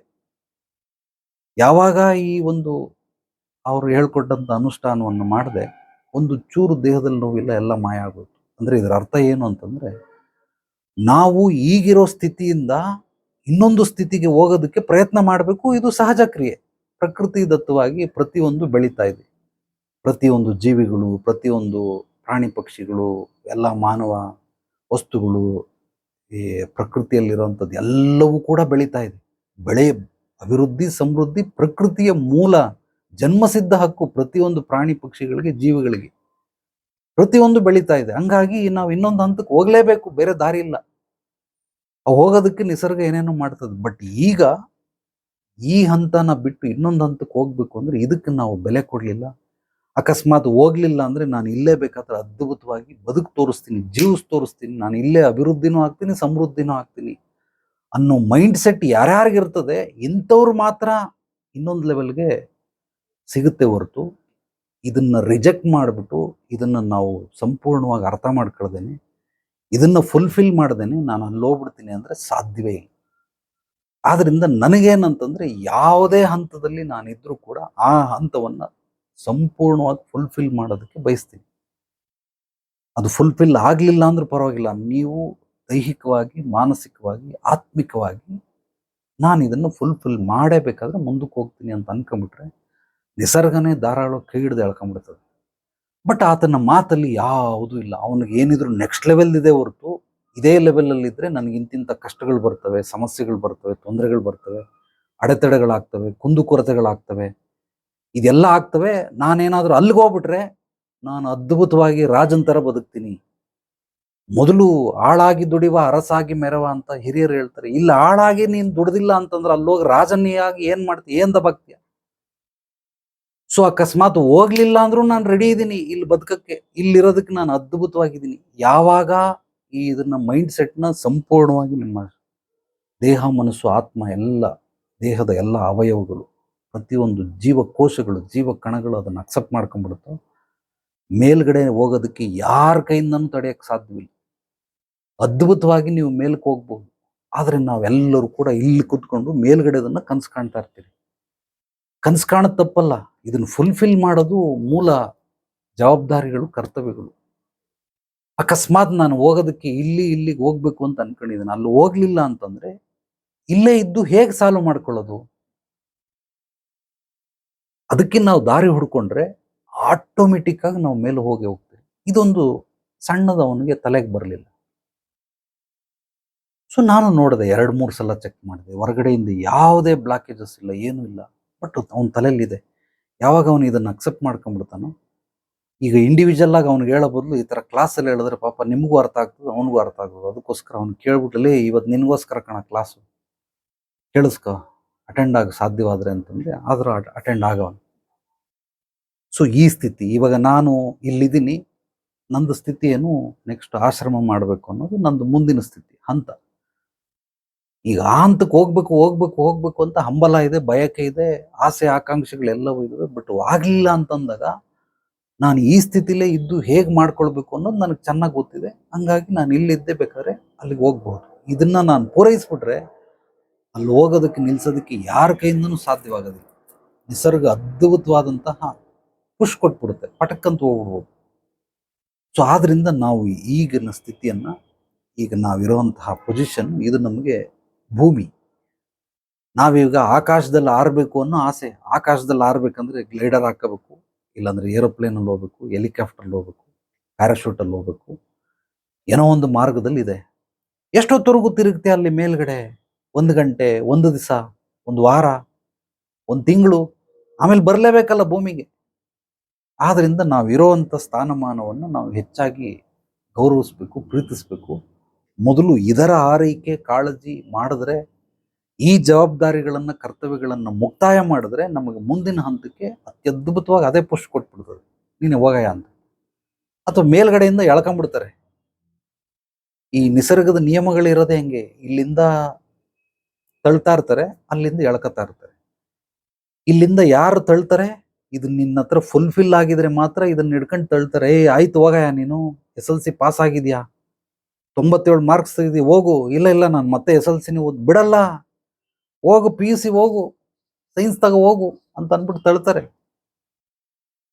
ಅದಕ್ಕೋಸ್ಕರ ಇದನ್ನ ಪಾಸ್ ಮಾಡ್ಬೇಕು, ಉತ್ತೀರ್ಣ ಮಾಡ್ಬೇಕು. ಉತ್ತೀರ್ಣ ಮಾಡಿದ್ರೆ ಇಲ್ಲಿ ಯಾರು ಇಟ್ಕೊಳ್ಳಲ್ಲ, ನೀನು ತಳ್ತಾ ಇರ್ತಾರೆ. ಅಕಸ್ಮಾತ್ ಉತ್ತೀರ್ಣ ಮಾಡಿಲ್ಲ, ಫೇಲ್ ಆಗ್ಬಿಟ್ಟೆ SLC, ಹಿಡ್ಕತ್ತಾರೆ. ನೀನು ಕಾಲೇಜ್ಗೆ ಹೋಗಿ ಬಿಡಲ್ಲ, ಎಳ್ಕೊಂಬಂದು ಫಸ್ಟ್ ಕಟ್ಟು, ಎಕ್ಸಾಮ್ ಕಟ್ಟು, ಪಾಸ್ ಮಾಡು, ಆಮೇಲೆ ಕಾಲೇಜಿಗೆ ಬಿಡ್ತೀವಿ. ಕೈ ಒಬ್ಬ ಎಳಿತಾನೆ, ಕಾಲೊಬ್ಬ ಎಳಿತಾನೆ, ಇನ್ನೊಬ್ಬ ಎಳಿತಾನೆ. ಹಂಗಾಗಿರೋದ್ರಿಂದ ಇರೋ ಹಂತವನ್ನು, ನಾವು ಇರೋವಂಥ ಸ್ಥಿತಿಗತಿಗಳನ್ನು ಮೊದಲು ನಾವು ಗೌರವಿಸ್ಬೇಕು, ಪ್ರೀತಿಸ್ಬೇಕು, ಶ್ರದ್ಧೆ ಭಕ್ತಿಯಿಂದ, ನಂಬಿಕೆ ವಿಶ್ವಾಸದಿಂದ. ಇದನ್ನ ನಾವು ಬಿಟ್ಟು ಏನಾದರೂ ನಾನು ಹಿಂಗೆ ಮೇಲೆ ನೋಡ್ತೀನಿ ಅಂತ ಏನಾದರೂ ಹೋದ್ರೆ ಅಲ್ಲಿ ಮೇಲೆ ಹೋಗೋದಕ್ಕೆ ಸಾಧ್ಯವಿಲ್ಲ. ಹೋದ್ರೂ ಮತ್ತೆ ತಿರ್ಗ ಬಂದು ಇಲ್ಲೇ ಕುಕ್ಕರಿಸ್ತೀಯ, ಇಲ್ಲೇ ಬಂದು ದಬಾಕತ್ಯ, ಮೇಲೆ ಹೋಗೋದಕ್ಕೆ ಸಾಧ್ಯವಿಲ್ಲ. ಆದ್ದರಿಂದ ಮ್ಯಾಕ್ಸಿಮಮ್ ನೀವಿರೋ ಸ್ಥಿತಿಯಲ್ಲಿ ನಾನು ಏನು ಬೇಕಾದರೂ ಮಾಡ್ತೀನಿ, ಇಲ್ಲೇ ಬೇಕಾದ್ರೆ ಇದ್ದು ನಾನು ಅಲ್ಲೋಗಿ ಏನೇನೆಲ್ಲ ಮಾಡ್ತೀನಿ, ಇಲ್ಲಿದ್ದೇ ಮಾಡ್ತೀನಿ ಅನ್ನೋದಕ್ಕೆ ನಾವು ತಿಳ್ಕೊಳ್ಬಹುದು. ಇದಕ್ಕೊಂದು ಉದಾಹರಣೆ, ಒಬ್ಬ ವಾಚ್ಮೆನ್, ಒಂದು 10-12 ಸಾವಿರ ಸಂಬಳ, ಕರೆಕ್ಟಾಗಿ 7 ವರ್ಷದಲ್ಲಿ ಮನೆ ಕಟ್ಬಿಟ್ಟು ಗೃಹ ಪ್ರವೇಶ ಇದೆ ಬನ್ನಿ ಗುರೂಜಿ ಅಂತ ಕರೆದ. 10-12 ಸಾವಿರ ಅಷ್ಟೇ ಸಂಬಳ. ತಿಂಗಳಿಗೊಂದು 1 ಲಕ್ಷ ತೆಗಿಯೋನು ಕೂಡ 7 ವರ್ಷದಲ್ಲಿ ಮನೆ ಮಾಡೋದಕ್ಕೆ ಸಾಧ್ಯವಿಲ್ಲ. ಹೇಗ್ ಮಾಡ್ದ? ಏನೋ ಕಳ್ತನ ಮಾಡಿದ್ನ, ಸುಳ್ಳು ಹೇಳದ್ನ? ಇಲ್ಲ. ಅವ್ನು ದುಡ್ದೇ ಕಷ್ಟಪಟ್ಟು ವೈಟ್ ಮನಿನೇ, ಯಾವುದು ಬ್ಲಾಕ್ ಮನಿ ಇಲ್ಲ. ಯಾರ ಹತ್ರನೂ ಈಸ್ಕೊಂಡು ಇಲ್ಲ, ಸಾಲನೂ ಈಸ್ಕೊಂಡಿಲ್ಲ, ಒಡವೆ ಗಿಡವೆ ಏನೋ ಮಾರದ್ನ? ಇಲ್ಲ. ಅವ್ನು ದುಡ್ದು ಚಿಕ್ಕದು, ದೊಡ್ಡದಾಗಿಲ್ಲ, ತಕ್ಕ ಮಟ್ಟಿಗೆ. ಇಲ್ಲಿ 1 ಲಕ್ಷ, 5 ಲಕ್ಷ, 10 ಲಕ್ಷ ಸಂಪಾದನೆ ಮಾಡೋರು 7 ವರ್ಷದಲ್ಲಿ ಮನೆ ಕಟ್ಟಕ್ಕೆ ಸಾಧ್ಯವಿಲ್ಲ. ಹೇಗೆ ಸಾಧ್ಯವಾಯಿತು ಅಂದ್ರೆ, ಮೊದಲು ಅವ್ನು ಕೊಡೋ ಕೆಲಸಕ್ಕೆ ಅವನಿರೋ 10-12 ಸಾವಿರ ರೂಪಾಯಲ್ಲೇ ಅವನು ಅದ್ಭುತವಾಗಿ ಪ್ಲಾನ್ ಮಾಡ್ಕೊಂಡವನೆ. ನನಗೇನು 20,000 ಸಂಬಳ ಬೇಡ, ನನಗೇನು 30,000 ಸಂಬಳ ಬೇಡ, ಇದು 10-12 ಸಾವಿರ ರೂಪಾಯಿದಲ್ಲೇ ನಾನು ಬೆಳೆದು ತೋರಿಸ್ತೀನಿ ಅಂತ ಬೆಳೆದು ತೋರಿಸ್ತಾನೆ. That's great. ಹಂಗಾಗಿ ಯಾರೋ ಒಬ್ರು, ನಾನು ನಿಮ್ಗೆ ಎಕ್ಸಾಂಪಲ್ ಹೇಳ್ತಾ ಇರೋದು ವಾಚ್ಮೆನ್. ಕೆಲವರು 50,000 ತಗೊಂಡವ್ರು ಮನೆ ಕಟ್ಟೋರೆ, 1 ಲಕ್ಷ ತಗೊಂಡವ್ರು ಮನೆ ಕಟ್ಟೋರೆ, 10 ಲಕ್ಷ, 50 ಲಕ್ಷ, 60 ಲಕ್ಷ, ತಿಂಗಳಾನುಗಟ್ಲೆ ಕೋಟಿ ವ್ಯವಹಾರ ಮಾಡ್ತಾರೆ. ಅವ್ರು ಇನ್ನೂ ಮನೆ ಕಟ್ಟಿಲ್ಲ. ಯಾತಕ್ಕೋಸ್ಕರ? ಅವರು ಇಲ್ಲಿ ಗೌರವ ಕೊಡ್ತಾ ಇಲ್ಲ, ಅದಕ್ಕೋಸ್ಕರ. ಅದ್ರ ಆಸೆ ಎಲ್ಲಿದವರು, ನಾನು ಫಸ್ಟ್ ವಿಲ್ಲಾಗಿ ಹೋಗ್ಬಿಡ್ಬೇಕು, ಅಪಾರ್ಟ್ಮೆಂಟ್ಗೆ ಹೋಗ್ಬಿಡ್ಬೇಕು, ನಾನು ಬಂಗ್ಲೆ ತಗೊಂಡ್ಬಿಡ್ಬೇಕು, ನಾನು ಗೆಸ್ಟ್ ಹೌಸ್ ಮಾಡ್ಬಿಡ್ಬೇಕು, ಫಾರ್ಮ್ ಹೌಸ್ ಮಾಡ್ಬಿಡ್ಬೇಕು. ಇಲ್ಲಿ ಅವನಿಗೆ ಸಂಪೂರ್ಣತೆ ಇಲ್ಲ, ಇದು ಪಾಸ್ ಆಗಿಲ್ಲ, ಉತ್ತೀರ್ಣಲಾಗಿಲ್ಲ, ಒಂದೇ ಸಲ ಅಲ್ಲೋಗ್ಬಿಡ್ತೀನಿ ಅಂತ. ಅವನು ಏನೇ ದಬಾಕೊಂಡ್ರು ಕೂಡ ಅಲ್ಲಿ ಹೋಗೋದಕ್ಕೆ ಸಾಧ್ಯವಿಲ್ಲ. ಏನೋ ಸಾಲ ಸೋಲ ಮಾಡಿ ಹಂಗೋ ಹಿಂಗೋ ಮಾಡಿ ಹೋಗ್ಬಿಡ್ತಾರೆ. ಮತ್ತೆ ತಿರ್ಗಿ ವಾಪಸ್ ಬಂದು ಒಂದು 2 ವರ್ಷ 3 ವರ್ಷ ಎಂಜಾಯ್ ಮಾಡಿ ವಾಪಸ್ ಕೆಳಗೆ ಬಂದ್ಬಿಡ್ತಾರೆ. ಒಬ್ರದ್ದು ಇಬ್ರದ್ದು ಕತೆ ಇಲ್ಲ, ಇಲ್ಲಿ ಎಲ್ಲರದ್ದು ಕೂಡ ಕತೆ. ಆದ್ರಿಂದ ಮೊದಲು ಈ ಸ್ಥಿತಿಯಲ್ಲಿ ಪ್ಲಾನ್ ಮಾಡ್ಕೊಳ್ಳಿ. ಇದರಲ್ಲೇ ನಾನು ಹಿಂಗೆ ಇರ್ತೀನಿ, ಹಿಂಗೆ ಮಾಡ್ತೀನಿ, ಹಿಂಗೆ ಆಗುತ್ತೆ, ಅದ್ಭುತವಾಗಿ ನಾನು ಬದುಕು ತೋರಿಸ್ತೀನಿ, ಜೀವಿಸ್ ತೋರಿಸ್ತೀನಿ, ನನಗೆ ಬೇಕಾದಂಥ ರೀತಿಯಲ್ಲೂ ಕೂಡ ನಾನು ಇದನ್ನು ಮಾಡ್ಕೊಳ್ತೀನಿ ಅಂದಾಗ ಆಗ ನಿಮಗೆ ನೆಕ್ಸ್ಟ್ ಲೆವೆಲ್ ಹೋಗ್ತದೆ. ನೆಕ್ಸ್ಟ್ ಲೆವೆಲ್ ಹೋಗೋದಕ್ಕೆ ನಿಮಗೆ ಸಂಪೂರ್ಣವಾಗಿ ಲೆಕ್ಕ ಸಿಗ್ತದೆ. ಓಕೆ, ಸೊ ಇದನ್ನ ನೀವು ಯಾವ ರೀತಿಯಲ್ಲಿ ತಿಳ್ಕೊಳ್ಬೋದು ಅಂತಂದರೆ, ನಾವು ಮೂಲತಃ 3 3 3 6 ಇದನ್ನು ಚೆನ್ನಾಗಿ ತಿಳ್ಕೊಳ್ಳಿ.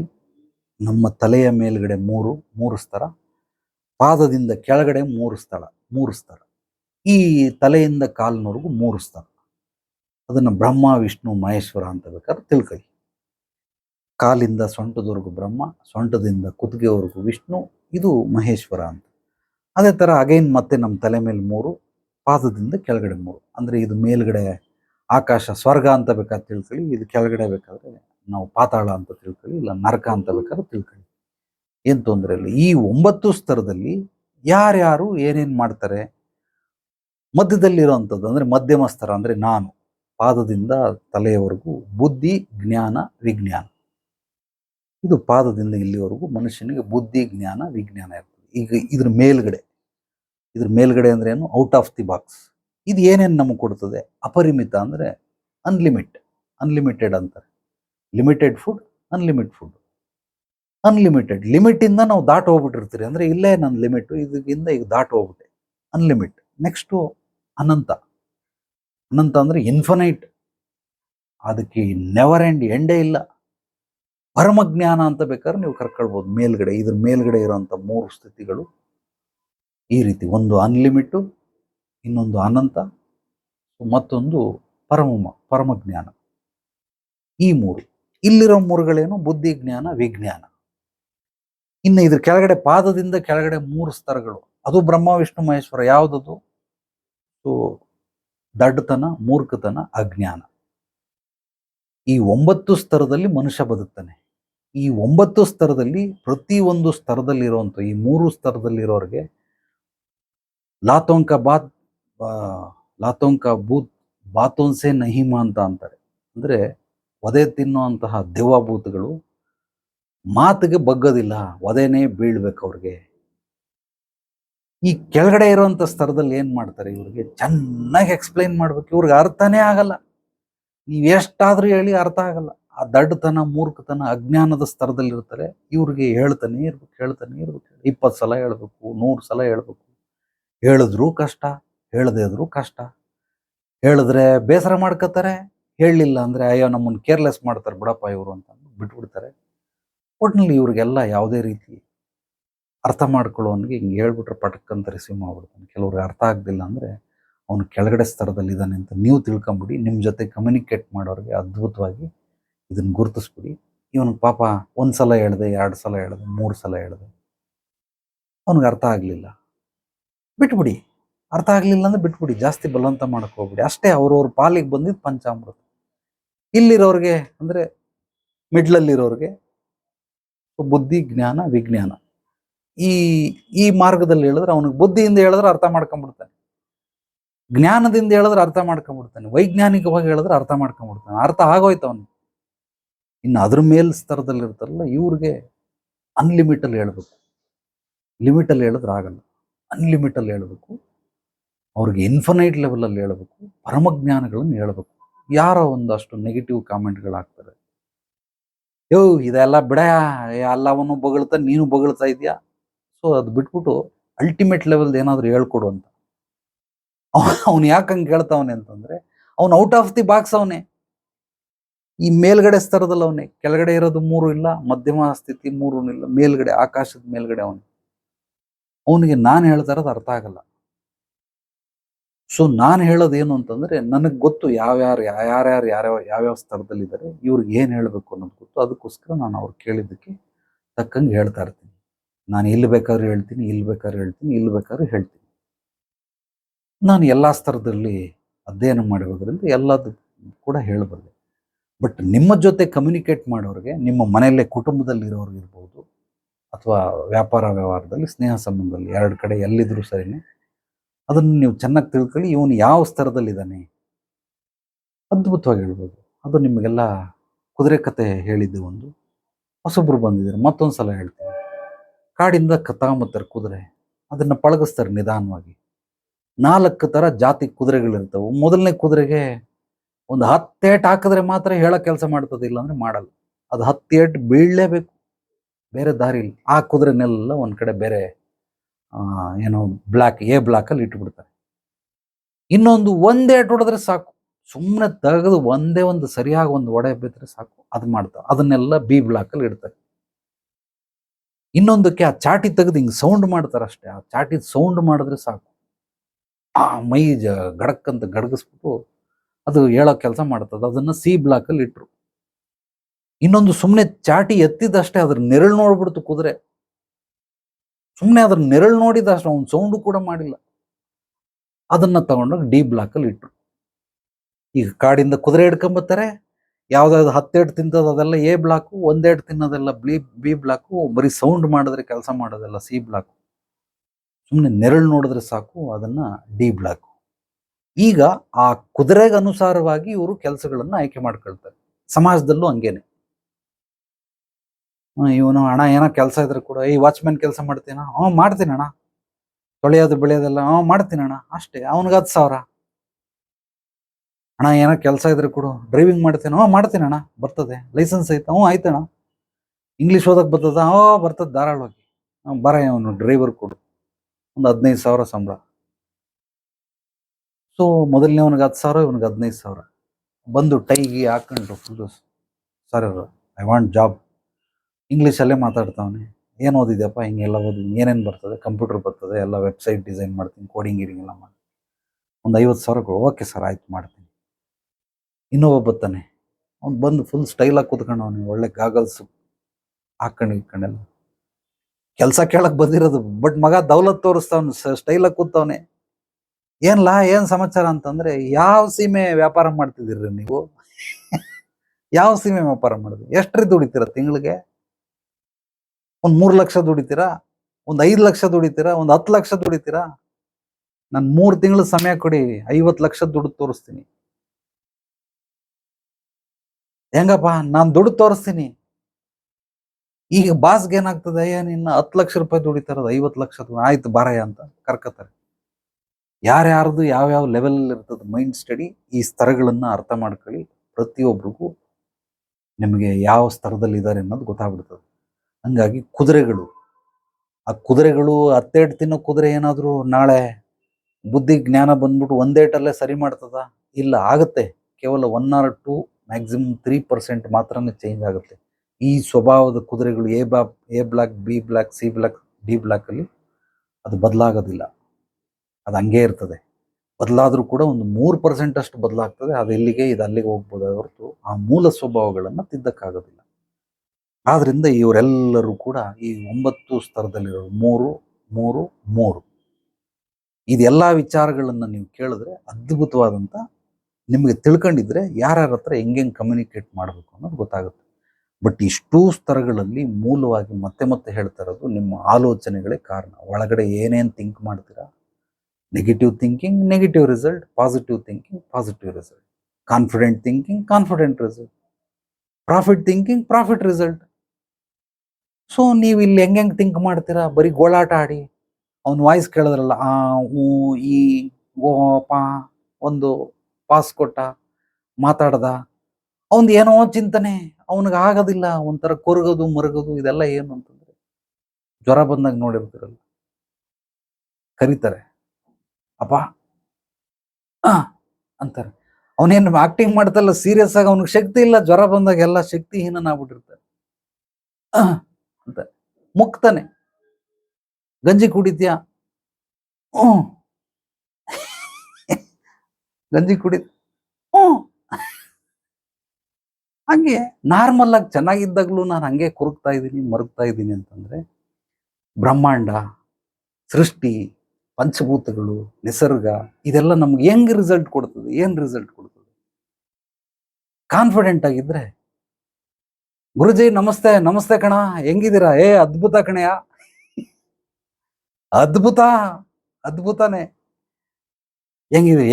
ಏನೋ ಕರ್ಮ ಇದ್ದೀರಿ ಸ್ವಾಮಿ, ಏನೋ ಇದ್ದೀರಿ. ಭಗವಂತ ನಮ್ಮನ್ನ ಏನದು ಊರು ಹೋಗುವಂಥದ್ದೇ, ಕಾಡ್ ಬಾ ಅಂತದೆ, ಏನೋ ಇದ್ದೀರಿ ಸ್ವಾಮಿ. ಹಂಗಾಗಿರೋದ್ರಿಂದ ಎಲ್ಲ ಕೊರ್ಕೊಂಡು ಹೆಂಗೆಂಗೋ ಒಂದೊಂದು ರೀತಿ ಆನ್ಸರ್ ಕೊಡ್ತಾ ಇರ್ತಾರೆ. ಹಂಗಿಲ್ಲ, ಕಾನ್ಫಿಡೆಂಟ್ ಇದ್ರೆ ಬ್ರಹ್ಮಾಂಡನೂ ಸಪೋರ್ಟ್ ಮಾಡ್ತದೆ, ಸೃಷ್ಟಿನೂ ಸಪೋರ್ಟ್ ಮಾಡ್ತದೆ, ನಿಸರ್ಗನೂ ಸಪೋರ್ಟ್ ಮಾಡ್ತದೆ, ಜನಗಳು ಸಪೋರ್ಟ್ ಮಾಡ್ತಾರೆ. ಯಾವಾಗ ನಾವು ಕೊರಗ್ತೀರಿ ಮರುಗ್ತೀರಿ, ಯಾರೂ ಸಪೋರ್ಟ್ ಮಾಡಲ್ಲ. ಎರಡೇ ಜಗತ್ತು, ಒಂದು ನೆಗೆಟಿವ್, ಒಂದು ಪಾಸಿಟಿವ್, ಒಂದು ಅಜ್ಞಾನ, ಇನ್ನೊಂದು ಜ್ಞಾನ, ಒಂದು ಲಾಭ, ಒಂದು ನಷ್ಟ, ಇನ್ನೊಂದು ಲಾಭ. ಸೊ ಯಾವುದು ಬೇಕು? ಇನ್ನೊಂದು ಅವನತಿ, ಇನ್ನೊಂದು ಉನ್ನತಿ. ಉನ್ನತಿಗೆ ಬೇಕು ಅಂದ್ರೆ ಫುಲ್ ಚಾರ್ಮ್ ಆಗಿರ್ಬೇಕು, ಕಾನ್ಫಿಡೆಂಟ್ ಆಗಿರ್ಬೇಕು, ವಿಲ್ ಪವರ್ ಹೈ ಇರಬೇಕು, ಥಿಂಕಿಂಗ್ ಸೂಪರ್ ಆಗಿರ್ಬೇಕು, ಕ್ರಿಯೇಟಿವ್ ಥಿಂಕಿಂಗ್ ಇರ್ಬೇಕು, out of the box thinking, think big ಅಂತಾರೆ, ಆ ರೀತಿ ಇರ್ಬೇಕು. ಈ ಥರ ಕೊರಗೋದು ಮರಗೋದೆಲ್ಲ ಮಾಡಿದ್ರೆ ನಿಧಾನವಾಗಿ ಹಂಗೆ ಕೆಸರೊಳಗಡೆ ಹೋಗ್ಬೇಕು. ಸೊ ಇವತ್ತು ಹೇಳಿದ್ದು ಯಾರಿಗೇನು ಅರ್ಥ ಆಗಲಿಲ್ಲ, ನಿಮ್ಗೇನಾದ್ರು ಪ್ರಶ್ನೆಗಳಿದ್ರೆ ಕೇಳಿ, ಬಿಡಿಸಿ ಉತ್ತರಗಳನ್ನು ಹೇಳ್ತೀನಿ.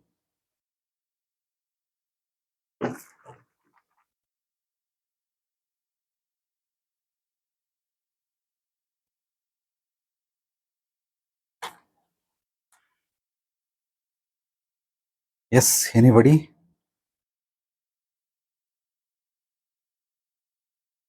ನಮಸ್ತೆ. ವಿಚಾರಗಳನ್ನ ಹೇಳಿದ್ರು ಯಾರ್ಯಾರು ಹೇಗೆ ಅರ್ಥ ಮಾಡ್ಕೊಂಡು ಅವ್ರ ಜೊತೆಗೆ ಹೇಗೆ ವರ್ತನೆ ಮಾಡ್ಕೊಂಡು ಅದ್ಭುತವಾಗಿ ತಿಳಿಸ್ಕೊಟ್ಟಿದ್ದಾರೆ. ಧನ್ಯವಾದಗಳು ಮಿತ್ರ. ವೆಲ್ಕಮ್. ಎಸ್,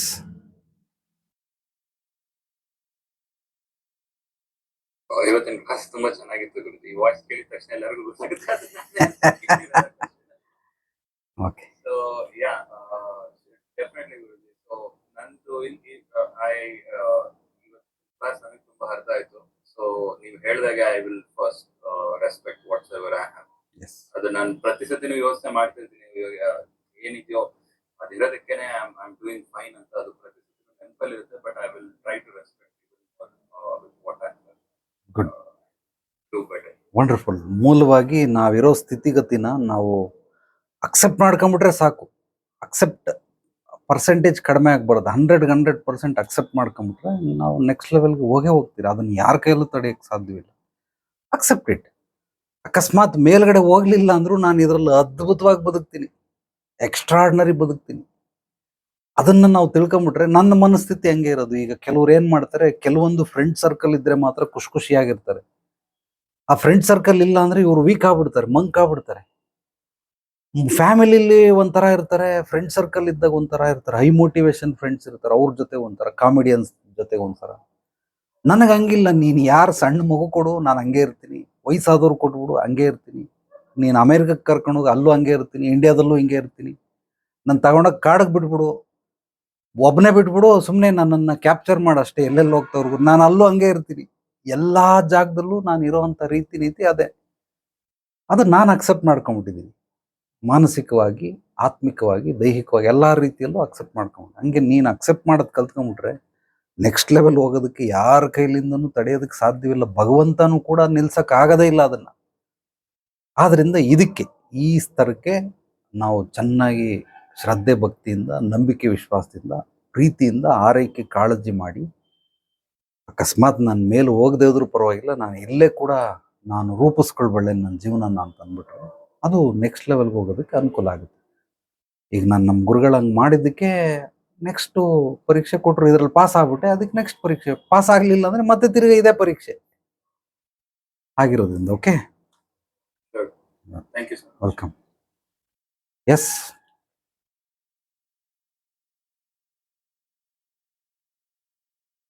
ಒಂದು ವಿಚಾರ ಅರ್ಥ ಆಯ್ತು ಗುರುಜಿ. ಹೇಳಪ್ಪ. ನಾವು ಈ ಲೆವೆಲ್ ಅಲ್ಲಿ ತೃಪ್ತಿಯಿಂದಲೇ ನಾವು ನೆಕ್ಸ್ಟ್ ಲೆವೆಲ್ ಸಿಗಲ್ಲ. ಈ ಲೆವೆಲ್ ನಾವು ಅದನ್ನು ಆ ಸ್ತರನ ಹುಡ್ಕಕ್ಕೆ ಕೇಳಿಸ್ತಾರೆ. ಎಲ್ಲರೂ ಏನು ಮಾಡ್ತಾರೆ, ನಾವು ಹೈವೇಲಿ ಹೋಗ್ಬೇಕಾದ್ರೆ ಅದು ಎಲ್ಲೋ ನೀರು ಥರ ಕಾಣಿಸ್ತದೆ, ಮರೀಚಿಕೆ ಅಂತಾರೆ ಅದನ್ನು. ನಮಗೆ ಎಲ್ಲೋ ನೀರೈತೆ ನೀರಿಲ್ಲ ಅಲ್ಲಿ, ಸುಮ್ಮನೆ ಹೋಗ್ತಾ ಇರಿ ಅಷ್ಟೇ, ಮರೀಚಿಕೆ. ಹಂಗಾಗಿ ನೆಕ್ಸ್ಟ್ ಲೆವೆಲ್ ಕನಸು ಕಾಣೋದು ತಪ್ಪಲ್ಲ, ಅಲ್ಲಿ ಹೋಗೋದು ತಪ್ಪಲ್ಲ. ಆದರೆ ಇಲ್ಲಿ ನೀವು ಅಗೌರವವನ್ನು ನೀಡಿ ಅಲ್ಲಿಗೆ ಹೋಗೋದಕ್ಕೆ ಸಾಧ್ಯವಿಲ್ಲ, ಅದು ಮರೀಚಿಕೆ ಆಗ್ಬಿಡ್ತದೆ. ಆದ್ರಿಂದ ಈ ಸ್ಥಾನಮಾನವನ್ನು ಚೆನ್ನಾಗಿ ಗೌರವಿಸಿ, ಅದ್ಭುತವಾಗಿ ಗೌರವಿಸಿ. ನೀವು ಆರೈಕೆ ಕಾಳಜಿ ಮಾಡಿ, ಇಲ್ಲೇ ನಾನು ಜೀವನವನ್ನು ಕಟ್ಕೊಳ್ತೀನಿ, ಇಲ್ಲೇ ನಾನು ಬದುಕನ್ನು ಕಟ್ಕೊಳ್ತೀನಿ ಅನ್ನೋರಿಗೆ ನೆಕ್ಸ್ಟ್ ಲೆವೆಲ್ ಹೋಗೋದಕ್ಕೆ ಆಟೋಮೆಟಿಕ್ ಆಗಿ ಸಹಾಯ ಸಿಗ್ತದೆ. ಸೊ ಪ್ರಕೃತಿಯ ಒಂದು ಕೆಲಸ ಏನು ಅಂತಂದರೆ, ನೀವು ಪ್ರಕೃತಿಯನ್ನು ಅರ್ಥ ಮಾಡಿಕೊಂಡು ಅದ್ರ ಜೊತೆ ಹೆಜ್ಜೆ ಹಾಕಿದ್ರೆ ಅದು ನಿಮ್ಮನ್ನು ಕಾಪಾಡೋದಲ್ದಿರ ಅದನ್ನು ಬೆಳೆಸುತ್ತೆ ನಿಮ್ಮನ್ನು.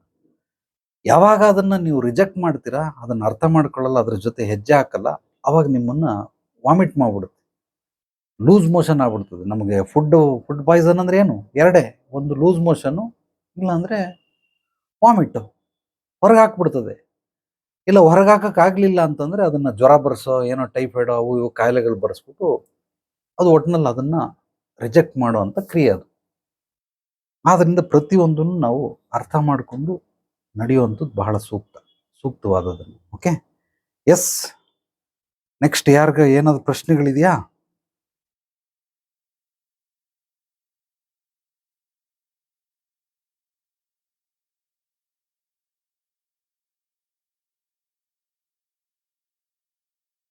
ಓಕೆ, ಎಲ್ರಿಗೂ ಒಳ್ಳೇದಾಗಲಿ. ನಾಳೆ ಮತ್ತೆ ಭೇಟಿಯಾಗೋಣ. ಮತ್ತಷ್ಟು ಸತ್ವಭರಿತ ವಿಚಾರಗಳೊಂದಿಗೆ ಎಲ್ಲರೊಳಗಡೆಗಿರುವ ಭಗವಂತನಿಗೆ ನನ್ನ ಭಕ್ತಿಪೂರ್ವ ಪ್ರಣಾಮಗಳು, ಸರ್ವೇ ಜನ ಸುಖಿನೋ ಭವಂತು. ಶುಭರಾತ್ರಿ. Thank you Guruji. Have a great day. Thank you Guruji. Thanks ಅಮ್ಮ, ಥ್ಯಾಂಕ್ ಯು. ಓಕೆ ಸ್ನೇಹಿತರೆ, ನಾನು ನಿರ್ಗಮಿಸ್ತಾ ಇದ್ದೀನಿ. ಓಂ ಶ್ರೀ ಗುರುಭ್ಯೋ ನಮಃ.